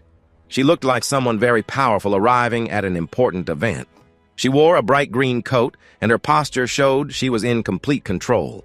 She saw me standing near the bakery and gave a quick nod. I crossed the street and walked right beside her. We went through the front doors of the restaurant together. The maitre d' came forward, holding up a polite hand. "Excuse me, madam, do you have a reservation? We are fully booked for lunch." Miranda didn't slow down at all. She looked at him like he was just a small annoyance buzzing near her. "I'm not here to eat your food," Miranda said simply. "I'm here to get back what belongs to me." She walked past him, her heels tapping loudly on the polished wooden floor. I stayed one step behind her, watching everything happen like a scene from a play. We reached the table. Andrew was in the middle of talking to Debbie, wearing a confident smile, when he saw Miranda standing over him. His face changed color quickly, turning very pale. His mouth opened, but no sound came out. The glass of champagne he held shook, spilling bubbles onto his expensive trousers. Debbie frowned, looking up at Miranda with a look full of pride and annoyance. "Excuse me? Can we help you? This is a private table. You can't just stand there staring at us." Then she noticed me standing behind Miranda. Her eyes got wide with shock and anger. "David? What are you doing here? Are you following us? I'm going to call the police." "He's not following you," Miranda said quietly but firmly. Her voice was calm but very strong. It cut through the noise of the restaurant. People at nearby tables stopped eating and looked over. The whole room became very quiet. "Who do you think you're talking to?" Debbie snapped. She slammed her hands on the white tablecloth and stood up halfway in her chair. "I'll have you kicked out of here." "Sit down and be quiet before I have my lawyers take your house," Miranda told her. Her words were so strong and clear that Debbie stopped and slowly sat back down. Her proud attitude was broken for a moment. Miranda turned to Andrew. He was sweating a lot now, his eyes moving nervously toward the exit like someone trapped. "Hello, Andrew," she said softly. "I see you found your group. They look exactly as cheap as I thought." Miranda, please," Andrew said, his voice shaky and weak. "I can explain. This is just a big misunderstanding. These are potential clients for the firm." "You are a receptionist, Andrew," Miranda said, her voice full of deep dislike. "You don't have clients. You answer phones, sort mail, and get coffee for people who are important. The only thing you have is my money." Jenny made a small, confused sound. She looked from Andrew to Miranda, clearly trying to understand what was happening. Carol looked like she was about to feel sick. "Your money?" Debbie asked, her proud act falling apart. "What are you talking about? Andrew is a senior partner at his law firm. He's a rich man." Miranda finally looked at Debbie with a face full of pity and slight mockery. "You really are a foolish, small-town girl, aren't you?" Miranda spoke with sharp, dramatic style. "Let me tell you who I am, since my husband clearly forgot to tell you. I am Miranda Yates. I own the company where this useless man works. I am his boss. I pay his bills, and for about 10 more minutes, I am his wife. I spent the whole morning checking the charges on my extra credit card. Looks like my husband has been using my hard-earned money to take you cheap women out for fancy dinners and hotel stays because you aren't good enough to attract a real successful man." A soft gasp ran through the tables around them. The whole restaurant was watching now. It was very quiet, except for soft jazz music playing in the background. "Well, wife?" Jenny whispered, her hands quickly covering her mouth. She looked at Andrew, seeing her shiny new dream fall apart right there. "Yes, his wife," Miranda said, cold and clear. She reached into her green coat and pulled out a heavy pair of silver scissors. With a sharp slap, she put them on the white tablecloth in front of Andrew's plate. "Empty your pockets, Andrew," Miranda said, pointing at him firmly. "Right now. Everything." "Miranda, please, not here. Not in front of everyone," Andrew begged, one tear slipping down his face. The proud, strong man was gone. He looked scared, like a child being scolded by his mother. "Empty your pockets this instant, or I will have my driver come here and make you pay in front of all these people," she whispered fiercely, leaning over the table. Andrew's hands trembled as he searched his suit jacket. He pulled out a black leather wallet and put it on the table. Then he took out a heavy set of keys with a Porsche logo. Miranda grabbed the keys fast and put them in her coat pocket. She picked up the wallet, took out 3 black and silver credit cards, and snapped the scissors open. Snip, snip, snip. The cards broke in half, pieces falling next to Debbie's half-eaten lobster salad. "The Porsche belongs to me," Miranda said, her voice loud in the quiet restaurant. "Those credit cards are canceled forever. Your fancy suit? I paid for it. The agreement you signed years ago says you get nothing if you are unfaithful. And now, I have proof. You have no money, no home. You have 10 seconds to get out or I will call the police, report the car stolen, and have you arrested." Andrew looked at the broken cards and then at the 3 women staring at him like they couldn't believe this was happening. He didn't say a word. He pushed his chair back hard, making it fall over with a loud crash. Then he ran for the door, pushing past the restaurant worker, his head down in shame. Miranda didn't even look at him as he left. She kept her cold, winning stare on Debbie, Carol, and Jenny. "You thought your lives were getting better," Miranda said, her words hitting them like a harsh truth they couldn't escape. "You ruined your marriages, embarrassed your faithful husbands, and broke apart your own families because you thought you deserved a rich and powerful man. You believed you were fancy. But you are just sad people, living off what little is left for you. You were involved with a man who used his wife's weekly money to buy your attention. You are the biggest joke, and you will get exactly what you deserve." Miranda turned to the waiter who stood still nearby, holding a silver tray. "The man who just left will not be paying the bill," Miranda said calmly, pointing to the table. "These 3 women will pay for the whole lunch. I suggest you don't let them leave until they pay." She looked at me with a small, pleased smile. "My work here is done, Mr. Evans. Goodbye." She left the restaurant, standing tall and proud as she had when she came in. The glass doors closed behind her. I stood there for a moment, staring at the mess before me. Debbie was breathing fast and deep, hiding her face in her hands to avoid the eyes of the other customers. Carol was crying openly, her expensive makeup ruined. Jenny was staring at the cut credit cards on the table, her face very pale. The harsh truth of her huge mistake was finally hitting her. "Enjoy your lunch, ladies," I said, my voice full of anger. "I hope the fancy champagne was worth losing everything for." I turned away from them and walked out into the sunlight. By Thursday night, their broken group had fallen apart completely. The stress made them lose control. I was sitting in my living room with a glass of scotch, looking over papers for the house, when there was a quick, urgent knock on the door. I unlocked it to see Harry standing outside. He looked very tired, with heavy bags under his eyes, but something about him felt calm and strong. His shoulders were no longer slouched. He held a thick, shiny folder tightly.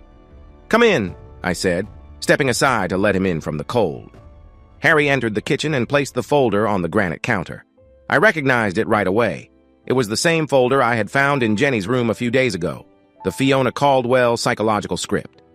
"Where did you get the original copy of that?" I asked, pouring him a good glass of scotch and sliding it across the counter. Harry took a long drink, his hands shaking slightly before he set the glass down hard. "Carol gave it to me," he said, sighing sadly. "She came to my place about 2 hours ago. She was a complete mess, Dave. Crying, shaking, her makeup running down her face. She looked like she hadn't slept for days. The trouble from that restaurant scene you and that Yates woman caused broke them all apart. I only helped get the right person to tell the truth," I said, leaning back against the counter. "Tell me exactly what happened after I left." "When Andrew ran out, like a scared dog, the waiter gave them the bill right away," Harry said, letting out a dark, bitter laugh. "It was almost 600 pounds. Fancy champagne, lobster salads, everything. Debbie, acting like she was still in charge, tried to pay with her credit card, but Josh was already ahead of her. Yesterday morning, he froze all their shared bank accounts, and her personal credit cards were completely maxed out paying for that shady private investigator spying on you. When the waiter tried to use her card, it was declined. Then Carol tried to pay, but her cards were also declined because I officially cut her off on Monday. They were stuck in a very fancy restaurant, surrounded by rich people who were pointing and whispering with no way to pay the bill. I smiled. It felt like justice coming full circle, perfect and clear. "How did they avoid washing dishes to pay it off?" I asked. "Jenny had to use her emergency debit card," Harry said. "It was connected to your kid's old benefit account. It wiped out everything left there, and as soon as they got back to Debbie's house, things got really bad." Harry leaned forward, lowering his voice, sharing what Carol had cried about on his cheap couch. "Debbie blamed Carol right away. She yelled that Carol was the one who brought Andrew into the group, calling her foolish for not seeing he was tricking everyone with money. Carol didn't hold back. She told Debbie that she acted like a boss, forcing everyone to live in this fake world of fancy people because she felt insecure. They fought Dave, harsh, hateful words. Debbie said Carol was just a weak follower who couldn't keep anyone interested, and that she only kept Carol around to feel better herself. Carol realized then Debbie never really cared about any of them. They were just there to feed her big ego. They were like actors in her show. So Carol left the group, I said, sipping my scotch. She gave in completely, Harry corrected softly, looking down at his glass. She sat on my couch, looked me in the eye, and admitted it all. She said the open marriage was a total mess. She said she felt empty, ashamed, and used every time she spent time with those men. She only did it because Debbie made her feel bad for not joining in. She begged me to take her back. She got down on her knees and begged. "Dave, did you?" I asked, the question heavy between us. Harry looked at his glass, tracing the edge with his finger, then he looked back at me, steady and clear. "No," he said firmly. "I told her the damage could not be fixed. I told her I couldn't face her without remembering how much she disrespected me for years. I told her the marriage was over. But," I said, "if she signed the divorce papers peacefully that day, without fighting over the house or my pension in court, I'd give her some money. Enough to rent a small place, get some cheap furniture, and start fresh somewhere new." "And she agreed?" I asked. "She signed the papers right there on my coffee table, crying the whole time," Harry said. He picked up a shiny folder and slid it toward me across the granite counter. As a final blow to Debbie for humiliating her, she gave me this folder. She said Debbie and that fake therapist, Fiona Caldwell, made up this whole plan for Jenny to use against you at tomorrow's mediation. They were going to accuse you falsely to take your house. She told me to give it to you right away so you could stop them. I put my hand on the folder. The proof was right there under my palm. I already had pictures saved on my phone, but holding the real folder with Jenny's handwriting in the margins and Fiona's official letterhead on the front made it all too clear.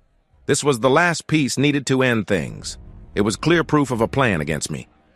"Harry," I said, looking my oldest friend straight in the eye, "you did the right thing. It takes a huge amount of courage to walk away from someone you loved for so long, especially when they are sitting right in front of you, upset and asking for another chance. Today, you saved yourself." Harry nodded slowly. He wiped his tired face with a heavy hand. "I know I did. It hurts so much, Dave. But I feel, lighter. Like I can finally breathe again without wondering who she's texting or what lies she's telling me. What are you going to do tomorrow?" I picked up the folder, feeling the heavy weight of all the lies inside. "Jenny and I have our divorce meeting tomorrow morning at 9, I said, my voice becoming serious and calm. "Fiona Caldwell is coming as her official helper.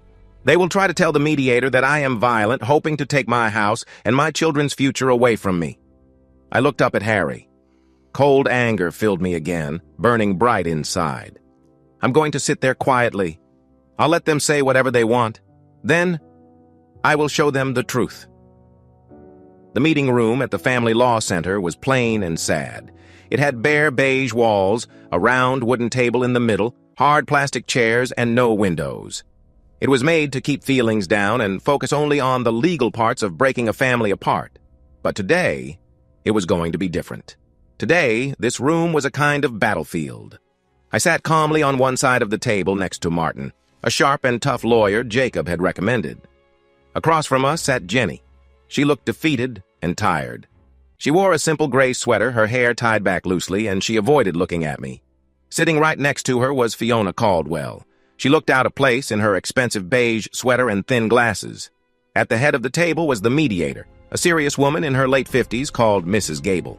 She had a pile of papers in front of her and a pen ready over a yellow legal pad. "Right. Let's begin," Mrs. Gable said, adjusting her glasses and looking around.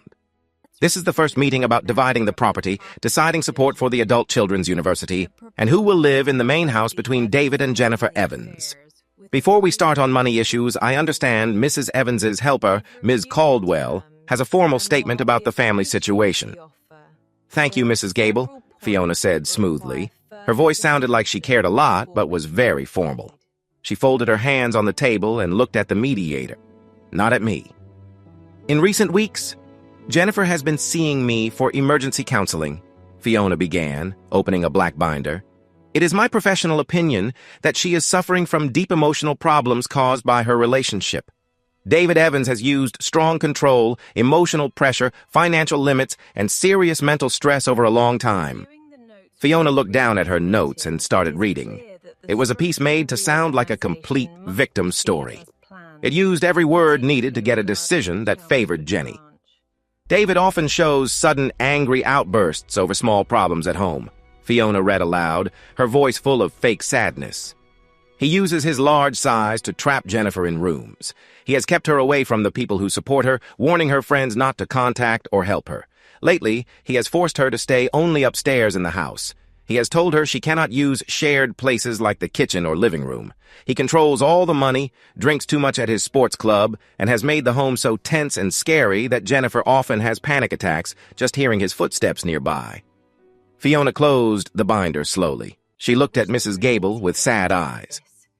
Because of the serious harm caused by David's actions and the risk to Jennifer's safety, we ask the court to make David leave the home right away. We also want Jennifer to get most of the property and his pension to help her recover and have a safe future. Mrs. Gable frowned deeply. She wrote fast notes on her yellow pad, and then looked at me with a serious and doubtful look. Mr. Evans, these are very serious claims. Controlling behavior like this is against the law here, not just a family court issue. How do you respond to this report? I stayed quiet at first. Then I slowly turned and looked at Jennifer. She stared down at her lap, her hands shaking badly. She couldn't meet my eyes while these hired people spoke badly about me and tried to take everything I had worked for. I reached down to my briefcase on the floor. I opened it with a loud click. I took out a shiny folder Harry had given me the night before and dropped it on the round oak table with a heavy sound.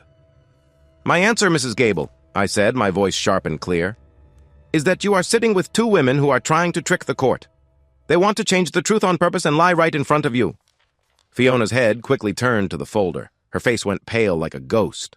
Her jaw tightened. I pushed the folder toward the mediator. Open it, Mrs. Gable, I said, sure and firm. Mrs. Gable looked confused and a little worried by my strong tone. She opened the folder and looked at the first page. What you see here is the exact script Ms. Caldwell just read, I said slowly, using the words I had carefully prepared the night before. I spoke clearly and carefully.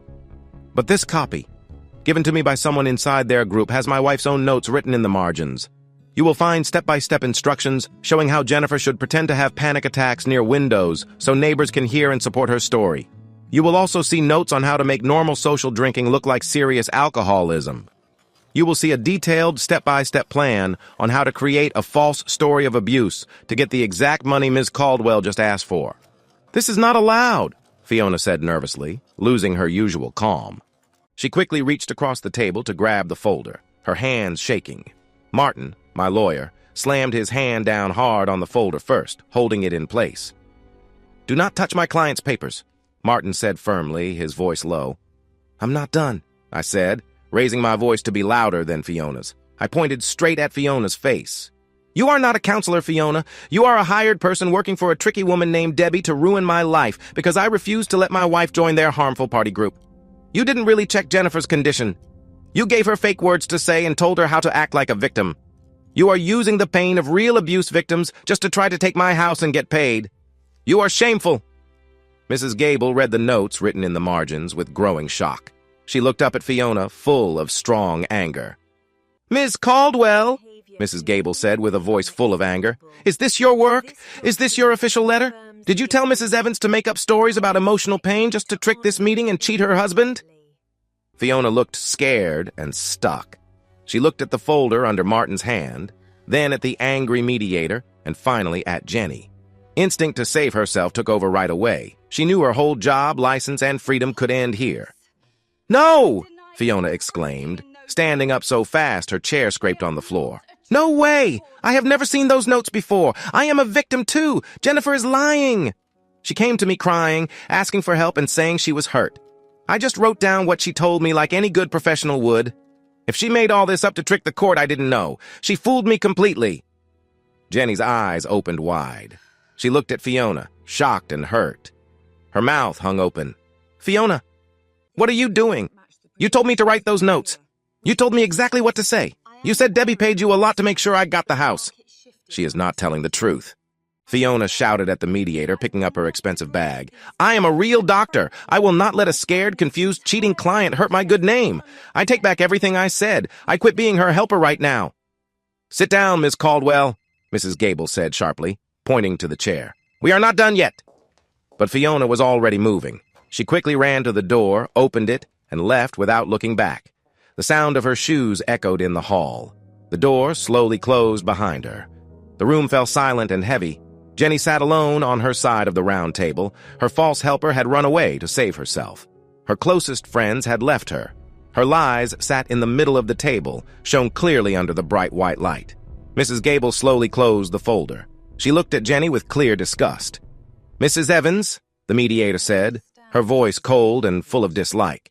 "Trying to use this mediation by making false claims of abuse is one of the worst things I have seen in my work. It hurts the process and it hurts real victims. I will add a detailed note about your dishonesty to your file. The family court judge will see it if this goes to trial. You have seriously hurt your own case?" Jenny broke down. The truth hit her hard, and she sobbed deeply. She hid her face in her hands, shaking with raw sadness that was real and not fake. It was the sound of a woman who knew her life, her name, and her future were falling apart. I watched her cry. I felt nothing. I didn't feel happy or angry. I had no pity. I only saw the woman I had loved for 20 years, the mother of my children, and felt empty inside. She seemed like a stranger. "Martin," I said quietly to my lawyer without looking away from Jenny, "prepare the papers to split everything 50-50. She gets half the money in the house, no more. No support payments. I keep my pension.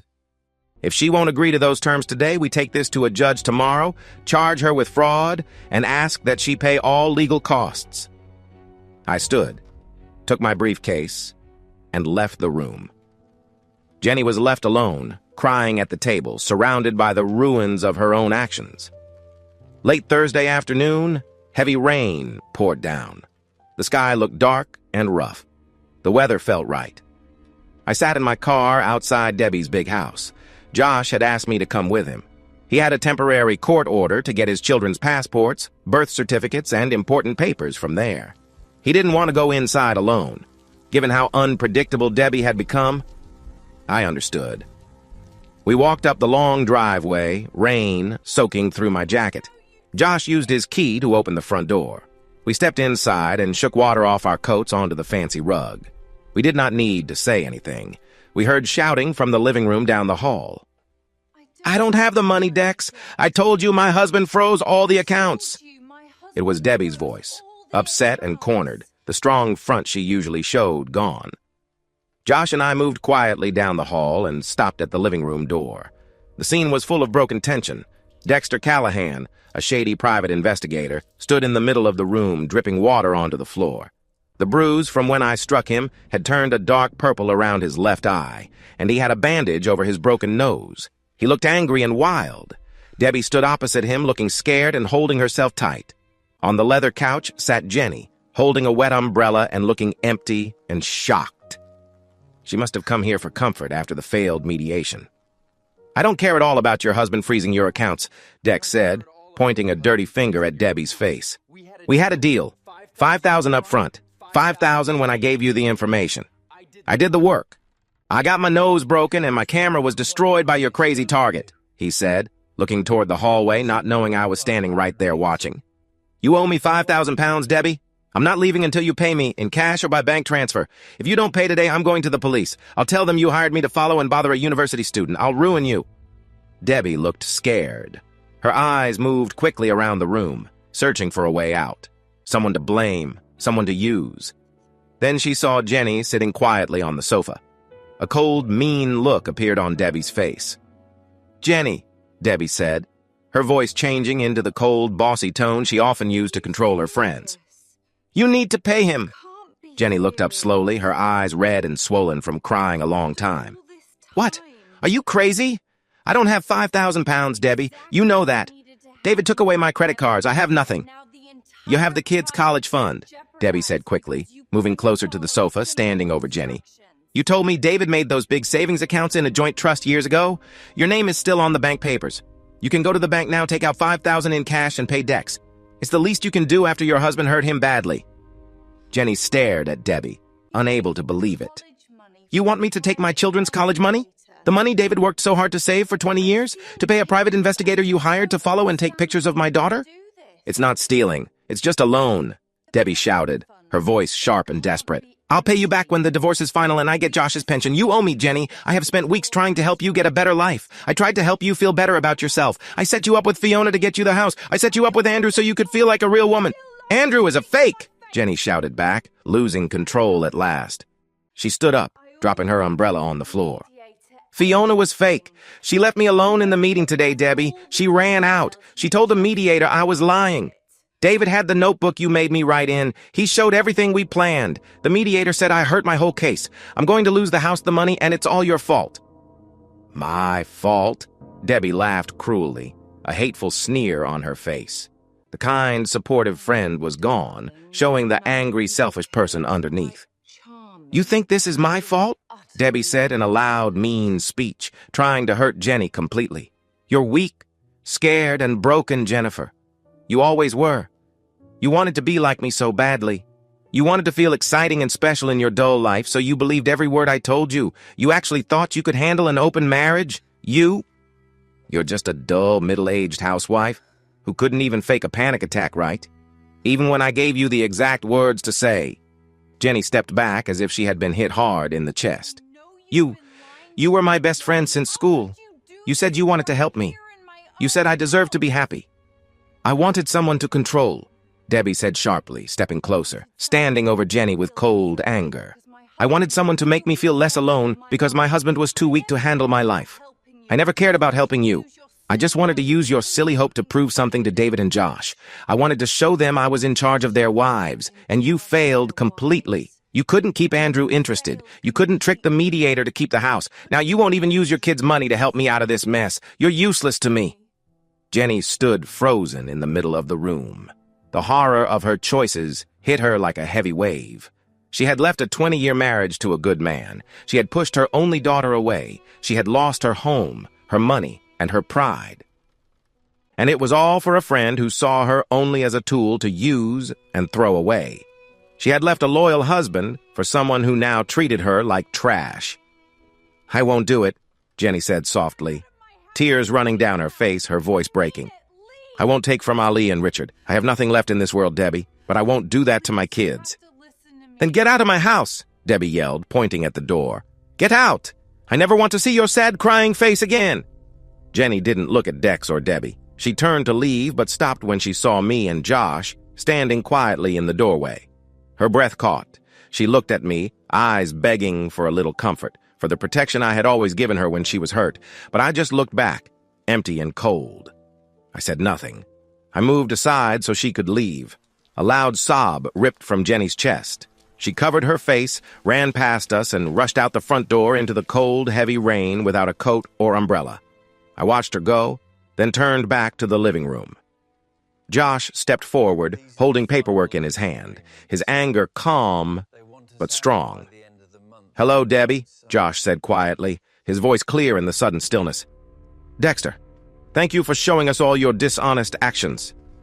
The final fall into trouble had started. Dex spun around. His hand moved toward his jacket pocket without thought. He looked at Josh and then at me.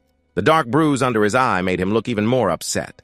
Debbie moved slowly backward across the sofa, her face full of panic. She looked at the paper Josh held, then at me, her mind working hard to find a way out. This is your doing, Debbie said in a sharp voice, shaking as she pointed at me. You froze my husband's accounts. You turned him against me. You ruined my whole life, David, Debbie shouted. You ruined your own life, Debbie, I said, stepping fully into the living room. I didn't even notice the water Dex was dripping onto the hardwood floor. You just don't like the bill now that it's finally here. Josh is about to go upstairs, pack his children's passports and birth papers, and leave. If either of you tries to stop him, Dexter, I won't just hit you this time. I'll make sure you're out cold. Dex coughed roughly. He looked at me, then at Debbie. He realized he was stuck with a woman who had no money and two men who could easily make things hard for him, both physically and legally. So he changed his approach. I don't care about the kids' passports, Dex said, keeping a safe distance from me. He pointed a dirty finger at Debbie. I want my $5,000. She hired me, so she owes me. If she can't pay, I'm going to make money by sharing what I know. I've got photos, addresses. I even know where your daughter Allie sleeps at university, Dave. I know her schedule. The room suddenly felt very cold. I took a slow step toward him. What did you just say? I asked.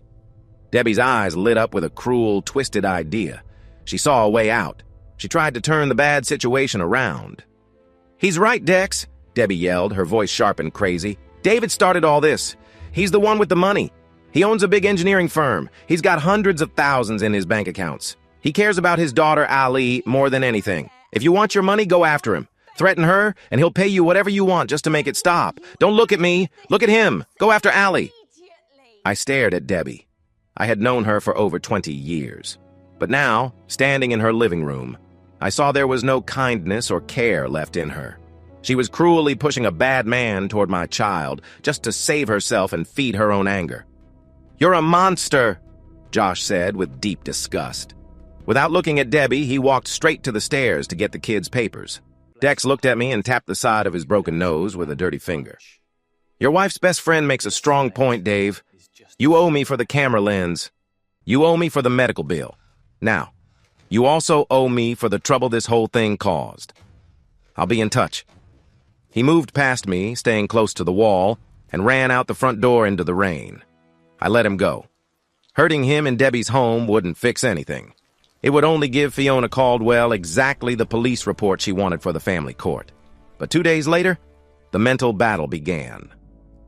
I was sitting in my office on Tuesday morning when my phone rang. It was Trevor, Allie's boyfriend. He sounded very worried and didn't say hello first. David, you need to get to the university now, Trevor said. Allie's a mess. She's having a panic attack. We found a letter slipped under her dorm door this morning. It's horrible, mate. Really horrible. I'm coming, I said. I closed my laptop, grabbed my car keys, and left immediately. I drove over the speed limit all the way to her dorm.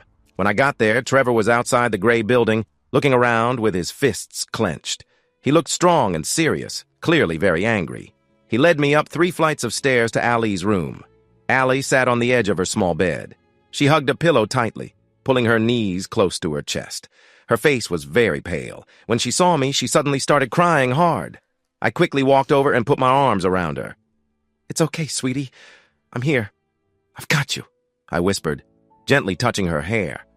I looked up at Trevor across her shaking shoulder. Show me the letter. Trevor picked up a plain white paper from the desk and handed it to me. The message was printed in big black letters. It said, Your dad is a bad, dangerous man. He hurts your mother and locks her away. He uses your school money for bad things. Everyone on campus will know who he really is. Everyone will see the police records. You are living with bad money. Pack your bags and drop out before we tell the dean and ruin your life too. My vision blurred and my hands shook as I held the paper. It was written to scare a young girl who only wanted to study. There's more, Trevor said quietly, his voice filled with anger. He left a photo under the letter. Trevor handed me a shiny photo. It showed Allie and Trevor walking across the campus grass from yesterday. But someone had drawn a big red cross over Ali's face. Daddy, I'm so scared, Ali cried, holding on to my jacket. Who is doing this? Is it one of Mom's friends? Why do they hate us so much? It's a private helper hired by Debbie, I said without changing my tone. She needed to know the truth. His name is Dexter Callahan. He told me he wants 5,000 pounds to stop. Debbie told him to target you because you're the only thing I really care about. Trevor, has he talked to you? Have you seen him? No, Trevor said, folding his arms and looking serious. But I noticed a silver car near the library twice this week. I didn't realize until this morning when I saw the letter. I'm not leaving her side, David. I will walk with her to every class. He won't get near her as long as I'm here.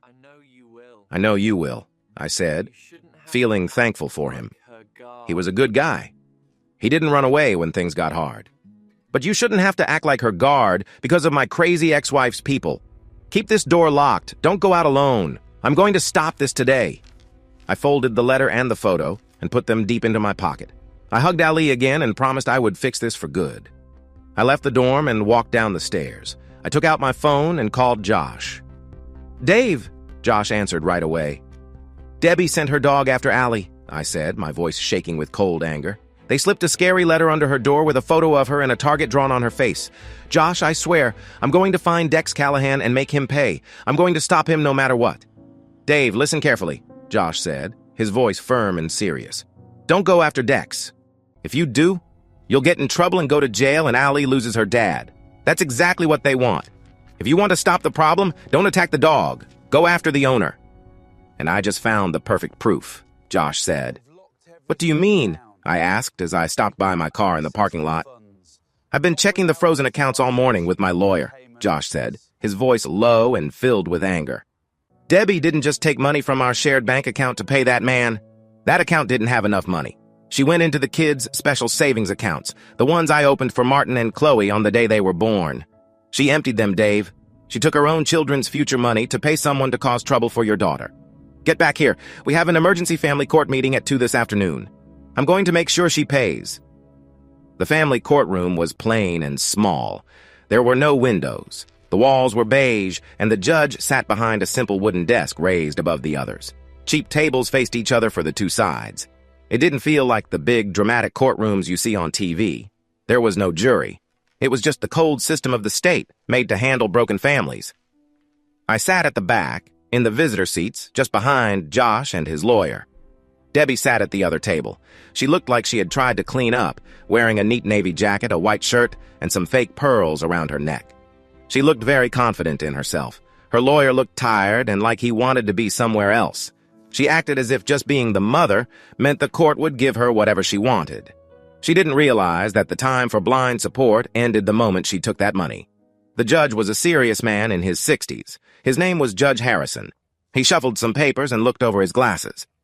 Let's begin, he said clearly and quickly, his voice filling the quiet room.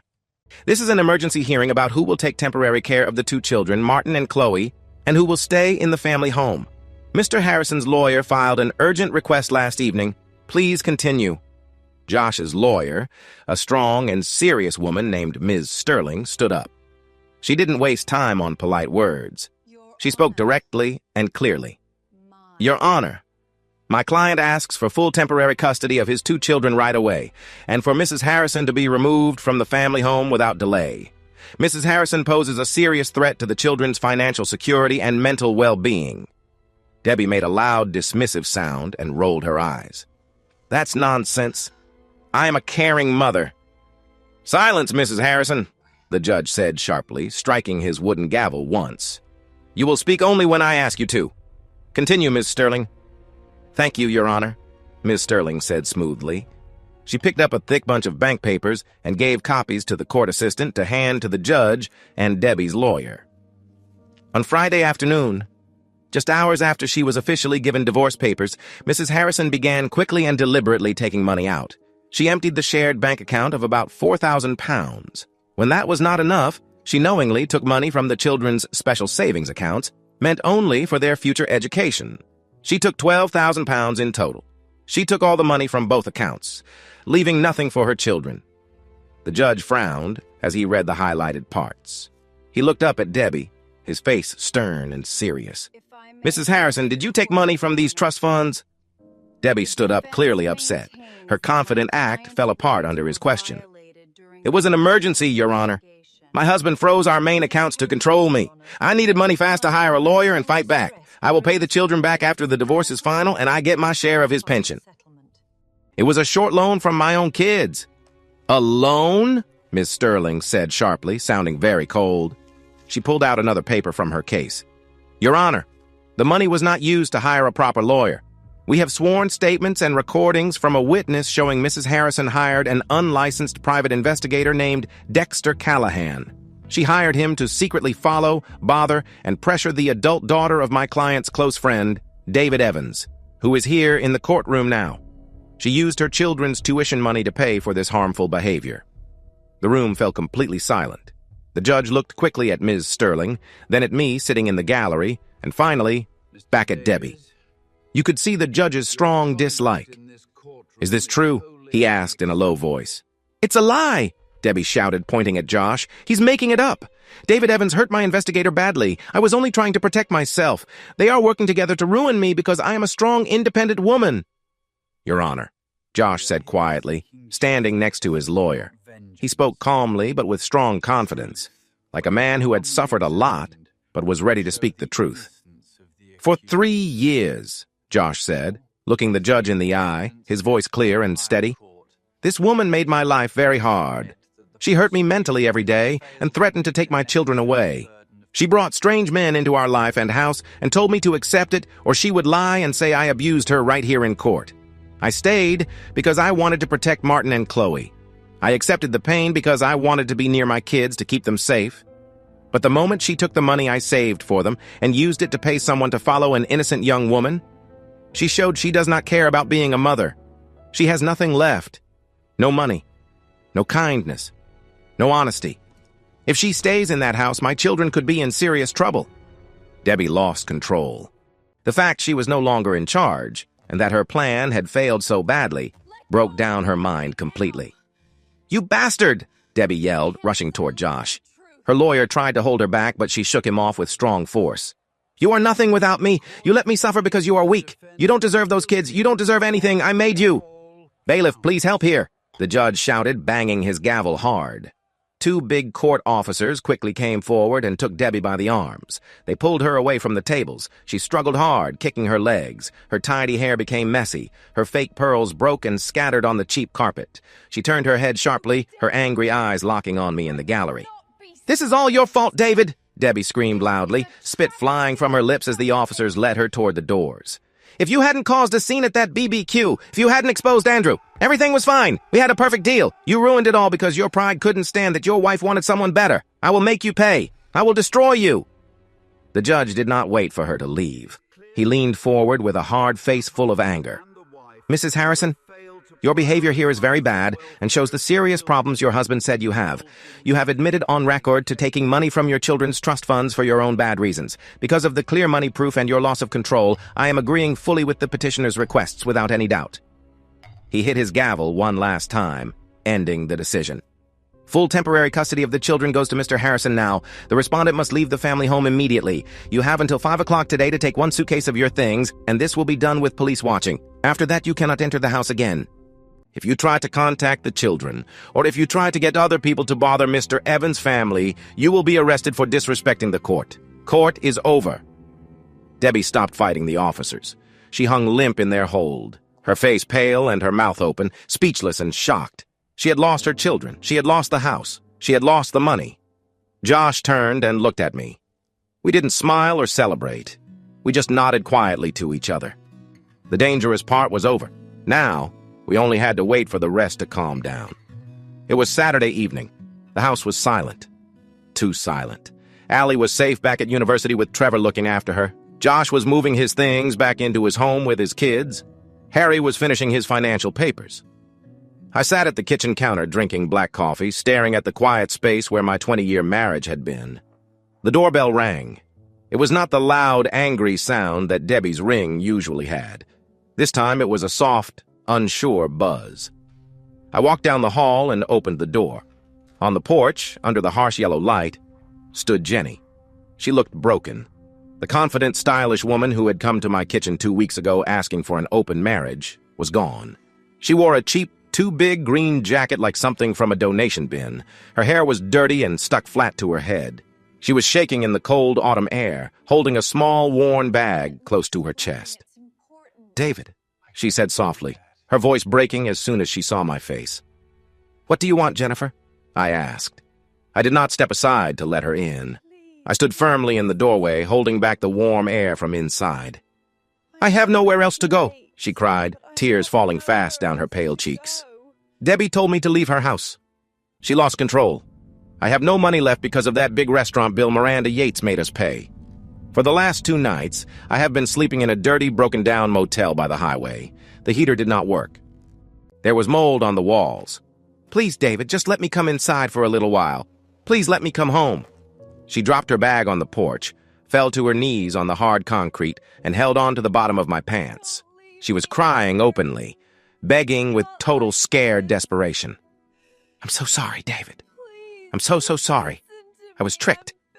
Debbie lied to me about you cheating and made me feel like I was missing out on life. I never wanted to hurt you.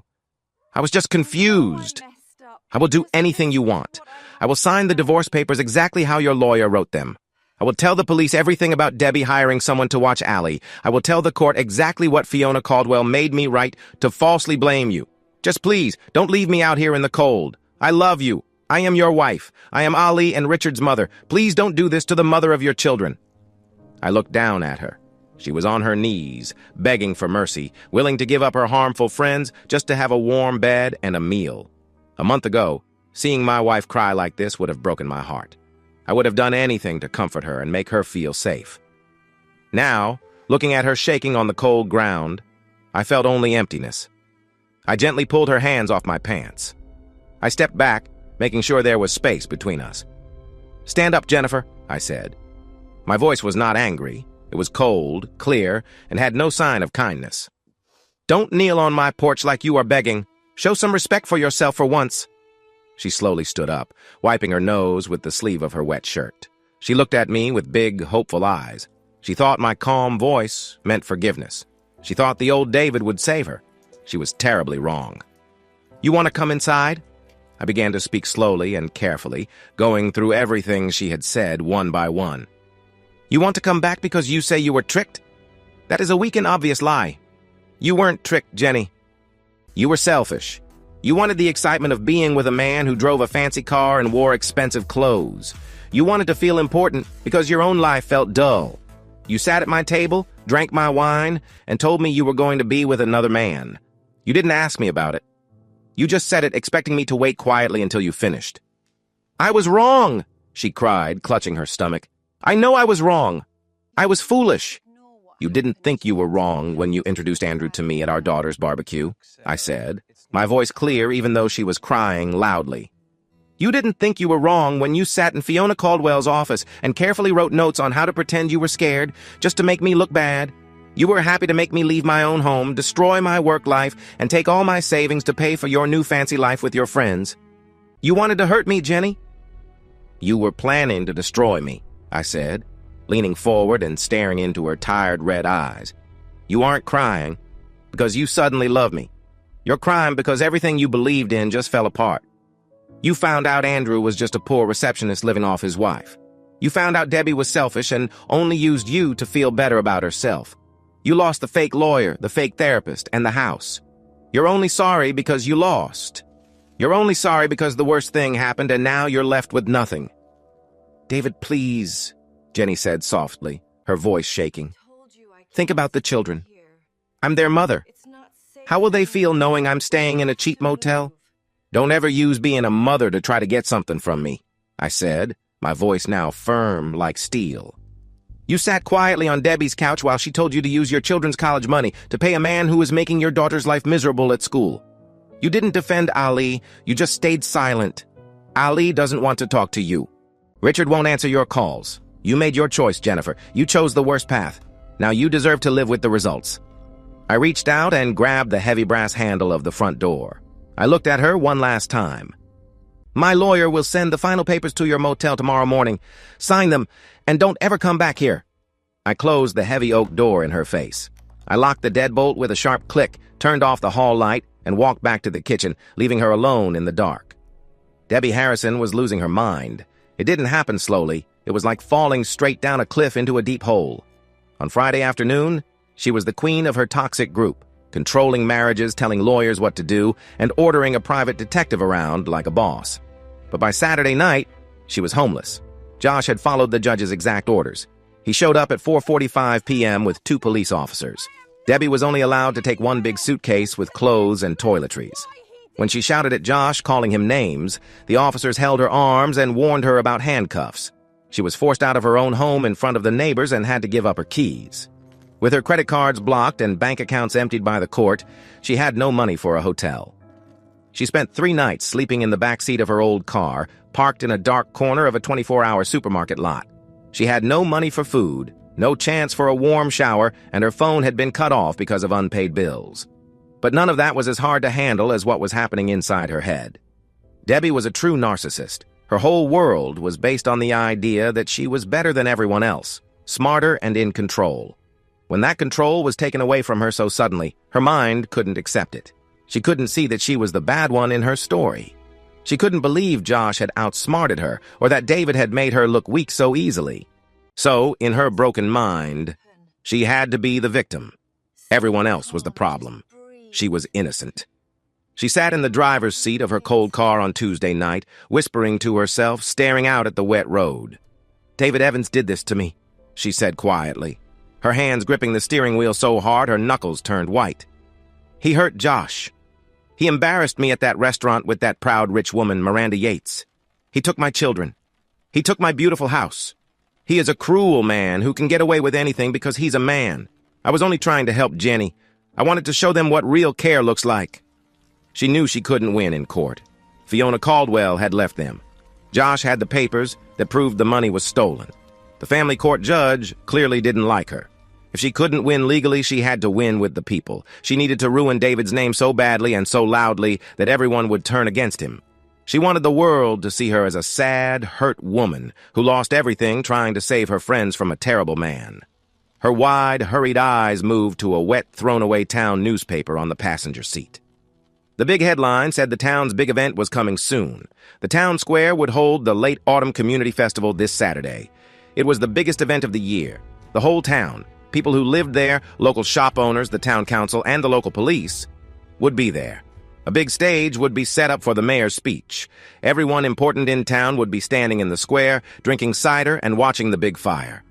A dark, strange smile slowly grew on Debbie's face. It was the perfect place. It was the perfect, quiet crowd. She opened the glove box and pulled out a small, cheap sewing kit. She looked at her navy blazer. She took the small scissors and started to carefully, roughly tear the fabric of her own sleeve. She ripped the collar of her white blouse until it hung in pieces. She tore the seam of her pants at the knee. She wanted to look like she had just come out of a terrible place, but torn clothes weren't enough to cause a big reaction. She needed something more. She needed a shocking sight to show. She didn't have money to buy fake blood from a costume store, but she had a car and a desperate kind of cleverness born from deep trouble. She spent Wednesday off the grid. She drove to a big hardware store in a nearby town. She walked in and took a big bottle of dark red wood stain and a bottle of thick, clear glue. She walked out without paying, ignoring the loud alarms blaring behind her. She knew she wouldn't be caught. The police wouldn't start a big search for 20 pounds of supplies. She went back to her car in the supermarket parking lot and mixed the harsh liquids in an empty water bottle. She made the perfect, dark, thick red liquid that looked just like old, drying blood. On Thursday evening, as the sun went down, she sat in her cold car's back seat and started to put the mixture on her own body. "This is what you did to me, David," she whispered as she spread the red stain on her torn blouse. "This is what you did to Jenny."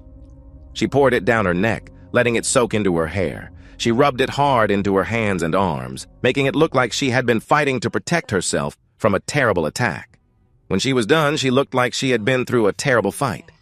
"I'm going to ruin you, David," Debbie said softly to the empty car. Her eyes looked wild as she stared at her scared reflection in the window. "I'm going to walk up on that stage in front of everyone in town. I'll hold the microphone. I will tell them that you and Josh run a secret group that hurts people. I will tell them you hurt Jenny badly last night and that you are keeping her in that house. I will tell them you tried to stop me when I went to help her." She could see it clearly in her mind. The shocked gasps from the big crowd. The angry looks at David. The police rushing forward to grab him right there in the square. The complete end of his life. It would be like saying goodbye to him forever. And she would be the one who stopped him. The Late Autumn Community Festival was only 2 days away. Debbie lay down in the back seat of her car. The fake blood on her skin felt sticky and cold as it dried. She closed her eyes and finally fell asleep peacefully, dreaming of total defeat. Far away, in a dark, smoky bar near the edge of town, Dexter Callahan sat with a cheap drink. His nose hurt, and he had no money left. Debbie was gone, and his plan to get money from me had failed badly. He knew he was in trouble. Dexter took out his phone and dialed a number he had found in the trash at the construction site. I was sitting in my living room when the phone rang. I didn't know the number, but answered anyway. "Dave," a low, rough voice said. "It's Dex. Don't hang up. I'm not calling to threaten your kid. I'm here to tell you about my problem." I sat up, and the papers I was holding slipped off my lap. "I'm listening." "Debbie is broke," Dex said quietly, looking around the bar. "Living in her car. She's lost her mind, Dave. She called me yesterday from a payphone. She wanted me to help her sneak into your house and plant some proof. I told her no, but she has another plan. She wants to use the festival this Saturday to destroy you in front of everyone. A big scene, Dave. She wants you to leave the square in handcuffs. I held the phone tightly. Why are you telling me this? Because I'm a businessman, Dave, Dex said straight. I know when a plan is dead. She has no money. You have money. If you send me $2,000, I'll leave town and fix my camera. That way, you get warned, and I get out of here. I thought for just a moment. Everything fit together perfectly. Debbie wanted a public fight. She wanted attention.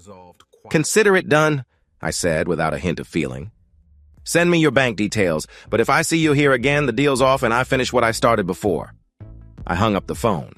I didn't feel scared. I felt alive, sharp, ready. I had beaten the lawyers, the fake therapist, and the private eye. Now, the last challenge was coming straight to me. The storm was about to hit the town square, and I would be standing there, right in the middle. Saturday morning came with a cold, sharp frost that matched my bad mood. The late autumn community festival was set to start at 5 in the town square. At 7, they would light the big bonfire.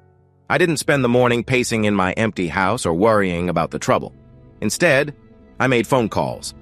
I was carefully putting together the team to face what was coming. I called Josh first. He picked up on the second ring, sounding very tired. Dave, tell me you have news about that crazy person. I haven't slept at all since that court day when she threatened you. Dex called me last night from a pub, I said, my voice calm as I leaned against the kitchen counter. He gave her up for some quick cash to fix his broken camera lens and leave town before the police find him. Debbie is living out of her cold car in a supermarket parking lot. She's broke and losing her mind. She plans to cause a big scene at the festival tonight. Dex said she wants to make a huge public mess on the main stage. She even said she wants to make sure the police arrest me in front of everyone. Josh took a sharp breath through his teeth. She's playing the victim again. She always does this when she loses an argument, Dave. If she can't control the facts, she tries to control the story by acting like she's the one hurt the most. She'll stand in front of the mayor, the council, and half the town, and try to say you hurt her. We have to call the police now and stop her before it starts. No, I said right away, stopping him with strong words. If we call the police now, she's just a crazy homeless woman crying in a car park. They might keep her for a little while, but she'll cry to a kind doctor, and in 2 days she'll be back on the streets acting like the system is against her. I want her on that stage, Josh. I want her to climb up there and show everyone how unstable she is. When someone like her tries to ruin themselves, you don't stop her. You let her make it worse. It's risky, man. If she gets the crowd angry, they won't wait for proof. When people get caught up in feelings, it's dangerous, especially when women and abuse are involved. I won't back down, I said firmly. I want you there. Bring Harry. I'll have Ali and Trevor by my side where I can see them. We stay united. Let her yell. Let her blame me. We don't move. I'll be there, Josh promised, his voice now strong. I'm not letting her hurt you again. Next, I called Miranda Yates. I didn't expect a rich real estate boss to care about the small town's festival, but I called her office anyway. She answered right away. Mr. Evans, you're not calling for real estate advice, I assume. Andrew's old partner is planning a big damaging scene tonight at the town square, I told her, skipping any small talk. She wants to publicly blame me for bad things to cover up her own money troubles. She thinks she can cause a riot against me. I thought you might like to see the last part of this sad mess finally fall apart. Miranda gave a low, elegant laugh. A public meltdown? How perfectly sad and pathetic? She was going to try to act like a hurt, brave woman in front of a crowd of ordinary people to fix her broken pride. I wouldn't miss this show for anything, David. I'm bringing my top lawyer just to watch the legal mess unfold. I'll meet you by the main stage at 6 o'clock sharp. Don't start without me. By 6 that night, the old town square was packed tight with people. The cold air was full of smells, meat cooking over a fire, sweet warm cider, and a hint of smoke from the big dark bonfire set in the middle of the stone street. Bright string lights hung between the old brick buildings, and a tall wooden stage stood in front of the town hall for the local leaders to speak from. I stood about 10 yards from the stage. My stomach felt tight, like a spring ready to snap. Josh stood right beside me. His arms were crossed tightly over his thick coat, and his eyes kept moving over the crowd, looking for her. Harry stood on my other side. He looked much better than he had in months. He had finally let go of the heavy pain caused by Carol's actions, and he stood strong and steady, ready for what was about to happen. Behind us, Allie held Trevor's hand so hard her knuckles turned white. I had thought about keeping her away from all this trouble, but she was sure she wanted to come. She wanted to face the woman who had caused her so much pain. Right on time, the crowd made a small path, and Miranda Yates moved smoothly through the people. She wore a long, clean black coat that looked soft and expensive. She walked like a top hunter, moving slowly through scared sheep. A man in a sharp gray suit followed just behind her, her lawyer, most likely. "The mood is strangely and sharply happy," Miranda said as she stopped next to me. Her cold eyes looked over the laughing families and children playing with small glowing sticks. "I hope your ex-wife's sad friend will bring enough drama to spoil it." "She will," Josh said quietly, his jaw tight. "She just can't help it. She needs to be the center of attention." "Where is Andrew anyway?" I asked, still watching the wooden steps leading to the stage. Miranda didn't even look at me. "Andrew is sleeping on a thin bed in a government hostel in East London. My lawyer's got a strong court order to freeze all his money, both his and ours. The police warned him yesterday about using my company credit cards without permission. He's completely erased from my life. He's like he doesn't exist." "Good," Harry said quietly, sounding satisfied. "One gone, one left." At 6:15, the town mayor, a bald, heavy man who liked to hear himself talk, stepped up to the microphone on the wooden stage. The mic made a loud squeal for a moment before he tapped it and cleared his throat. "Ladies and gentlemen, dear people of our wonderful town," the mayor said loudly, his voice bouncing off the brick buildings. "It is my great honor to welcome you all to the late autumn." He didn't finish his sentence. From a dark, narrow alley near the town hall, a figure pushed her way violently through the ropes protecting the area. "Move out of my way! Let me through right now!" A loud, upset voice shouted over the noise of the crowd. The storm had finally come, and she looked terrible.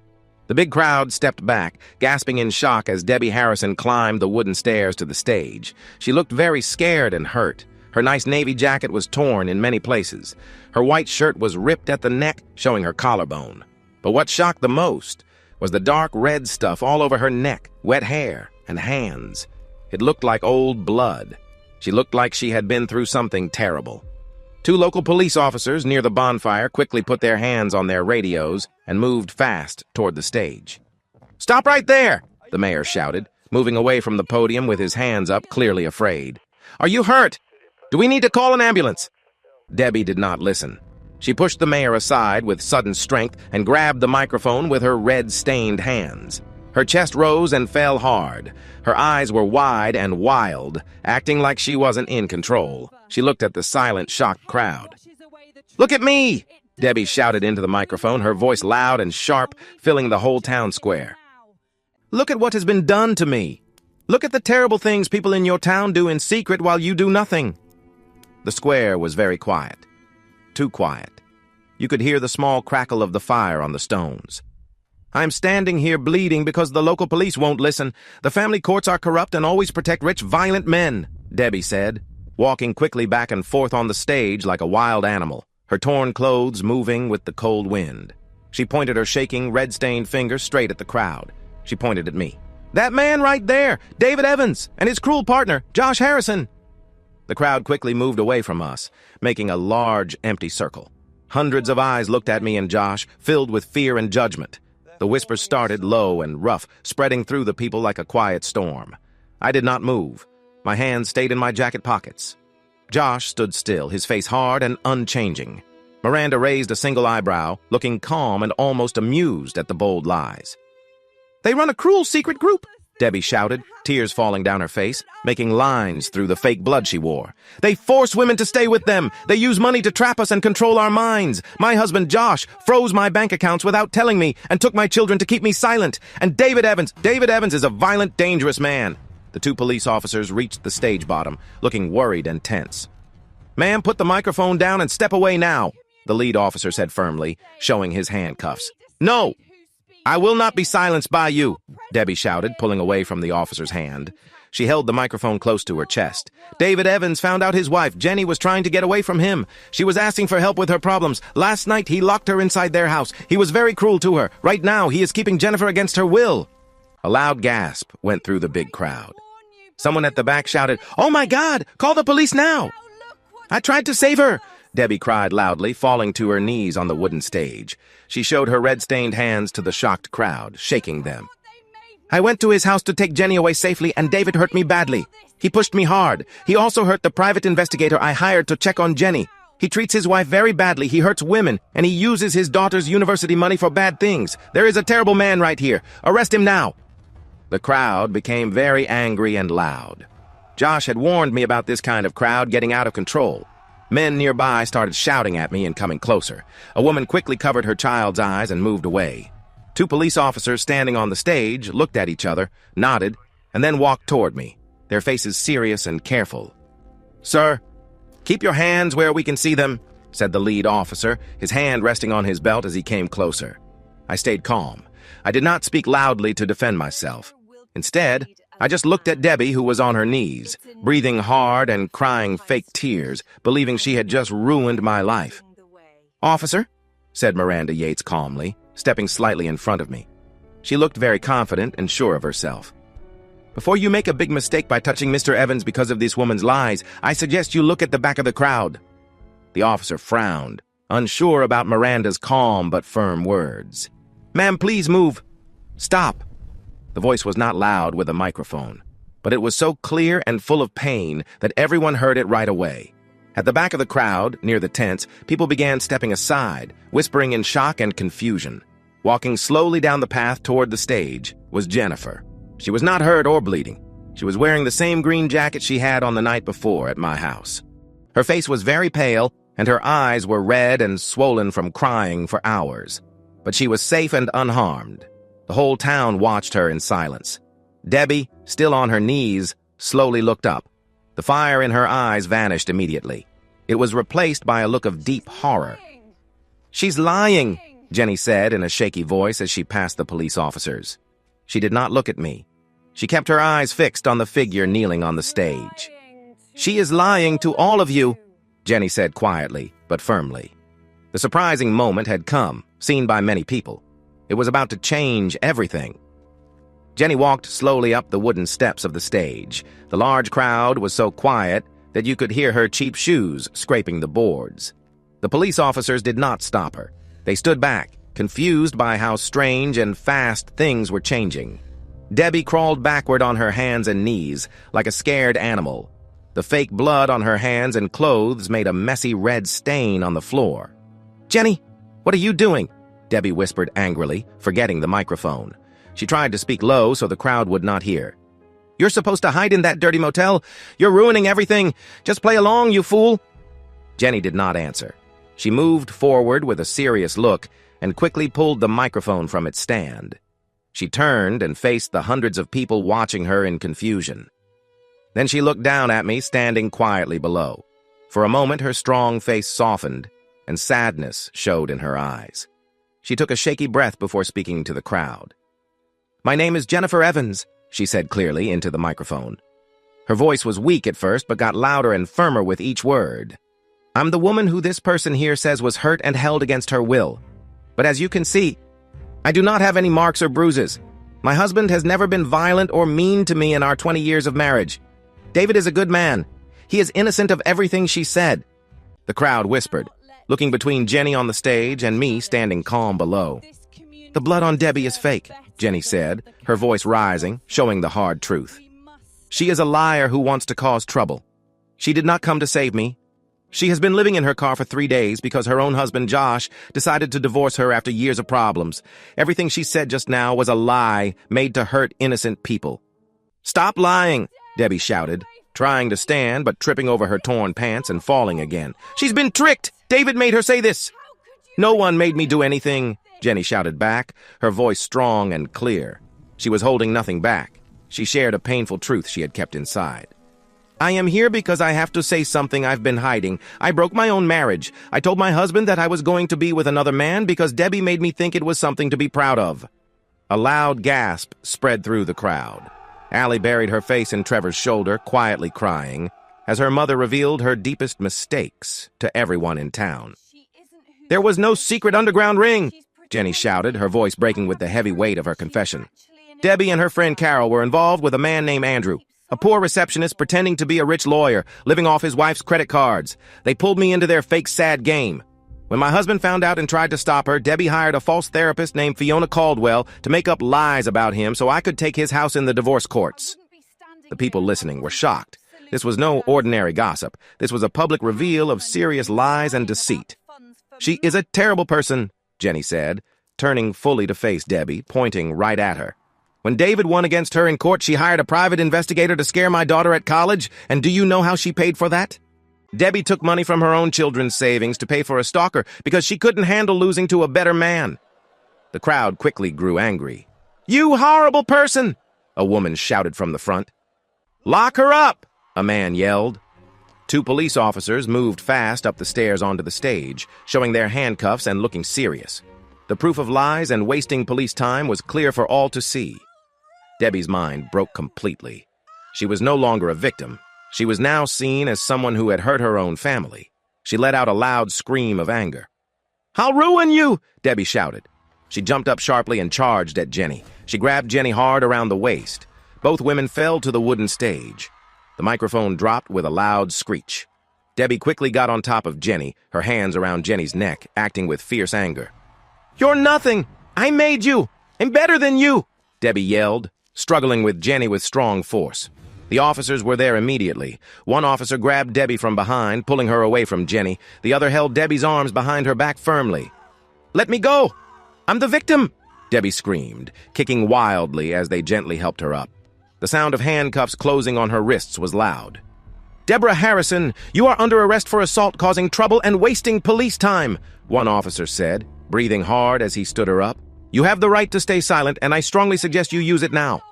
They pulled Debbie roughly off the stage. She was screaming, struggling, and shouting every insult she could think of. Her torn, red-stained clothes made her look like someone completely out of control, being taken away. The crowd moved back angrily, yelling at her and throwing insults as the police led her to a waiting squad car with flashing lights. The terrible scene was finally over. The villain had ruined herself in front of everyone. On the stage, Jenny slowly sat up, coughing and rubbing her sore throat.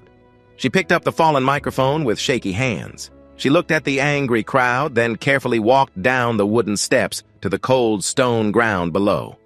The people around her gave her a wide space. Jenny was not the main villain, but she had just admitted to helping cause great harm. Her reputation in the town was completely destroyed. She walked toward me where Josh, Harry, Miranda, Allie, and I were standing. She stopped about 3 feet away. Jenny glanced at Allie, who looked down and hid her face against Trevor's chest. Jenny's face showed deep sadness as the truth of her loss sank in. She looked back at me. She didn't cry or beg like before. She simply held out the microphone and gave it to a nearby sound technician who looked shocked. Jenny met my eyes and gave a small, bitter smile, broken but calm. "This is the only way I could try to make things right, David," she whispered, her voice barely heard over the quiet crowd. "I cleared your name. I am truly sorry." She didn't wait for a reply. She knew none would come. She turned around, pulled her thin jacket tight around her shoulders, and walked away. She passed through the crowd, leaving the bright town square and vanished into the cold, dark night. She was leaving for good. I watched her go and took a deep breath of the cool air. The emptiness I felt inside didn't hurt anymore. It felt clean and empty. Miranda Yates fixed the collar of her expensive coat and smiled at me, a sharp but real smile. "A perfect public ending, Mr. Evans. It's been a pleasure working with you." "The pleasure is mine, Mrs. Yates," I said softly, nodding. She turned and walked to her waiting car, leaving the past behind. I looked at Josh and Harry. We didn't need words. Josh put a solid hand on my shoulder and squeezed it. Harry just nodded. We had survived the worst kind of betrayal and had come through it all without breaking. Spring of 2026. The afternoon sun was warm and golden, casting long, calm shadows over my freshly cut backyard. The air smelled of jasmine and smoke from a nearby grill. It was a perfect Saturday. The wrongdoers had paid their price. Debbie Harrison was sentenced to over a year in a women's prison for several serious crimes, including fraud related to her children's trust.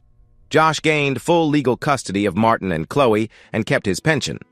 Andrew, once a man of luxury, lost his fancy cars, suits, and credit cards thanks to Miranda Yates's sharp legal team, and he was quietly let go from his job as a receptionist. He was now living in a run-down, government-supported hostel in East London, completely forgotten by the world he once tried so hard to control. And Jenny signed the divorce papers without any fight. She took her small part of the house money and moved 300 miles north to a quiet, small town by the sea in Yorkshire. She lived alone, working a simple office job, cut off from the life she had left behind. But in my garden, life was full and bright. Josh sat in a wooden chair, laughing loudly at a bad joke Harry had just told. Harry looked younger, his skin sun-tanned from a recent golf trip, free from the heavy worry that had filled his tough marriage to Carol. Near the brick fire pit, Ali and Trevor stood together, using metal tongs to turn thick burgers on the grill. Ali's laugh was clear and joyful, warming my heart. She was doing very well at university, and Trevor had shown himself to be a strong and honest young man. I stood on the patio with a cold bottle of beer in my hand. I looked at my strong friends. I looked at my beautiful daughter. I took a slow sip, feeling the cold drink soothe me. I felt deep, complete peace. The hard times had finally ended. The bad parts had been removed from our lives. We good people had taken back what was ours. So, what do you think about the choices these people made in the end? Did Debbie deserve a stronger punishment, or was losing her children and her place enough for someone like her? If you were interested in how David faced this hard time of lies and hurt, please subscribe to the channel Infidelity Director for more great stories about justice, getting even, and finding the truth. Thank you all for watching and supporting the channel. Remember, no matter how deep the lies run or how dark the storm gets, standing firm with honesty will always help the truth survive and set you free.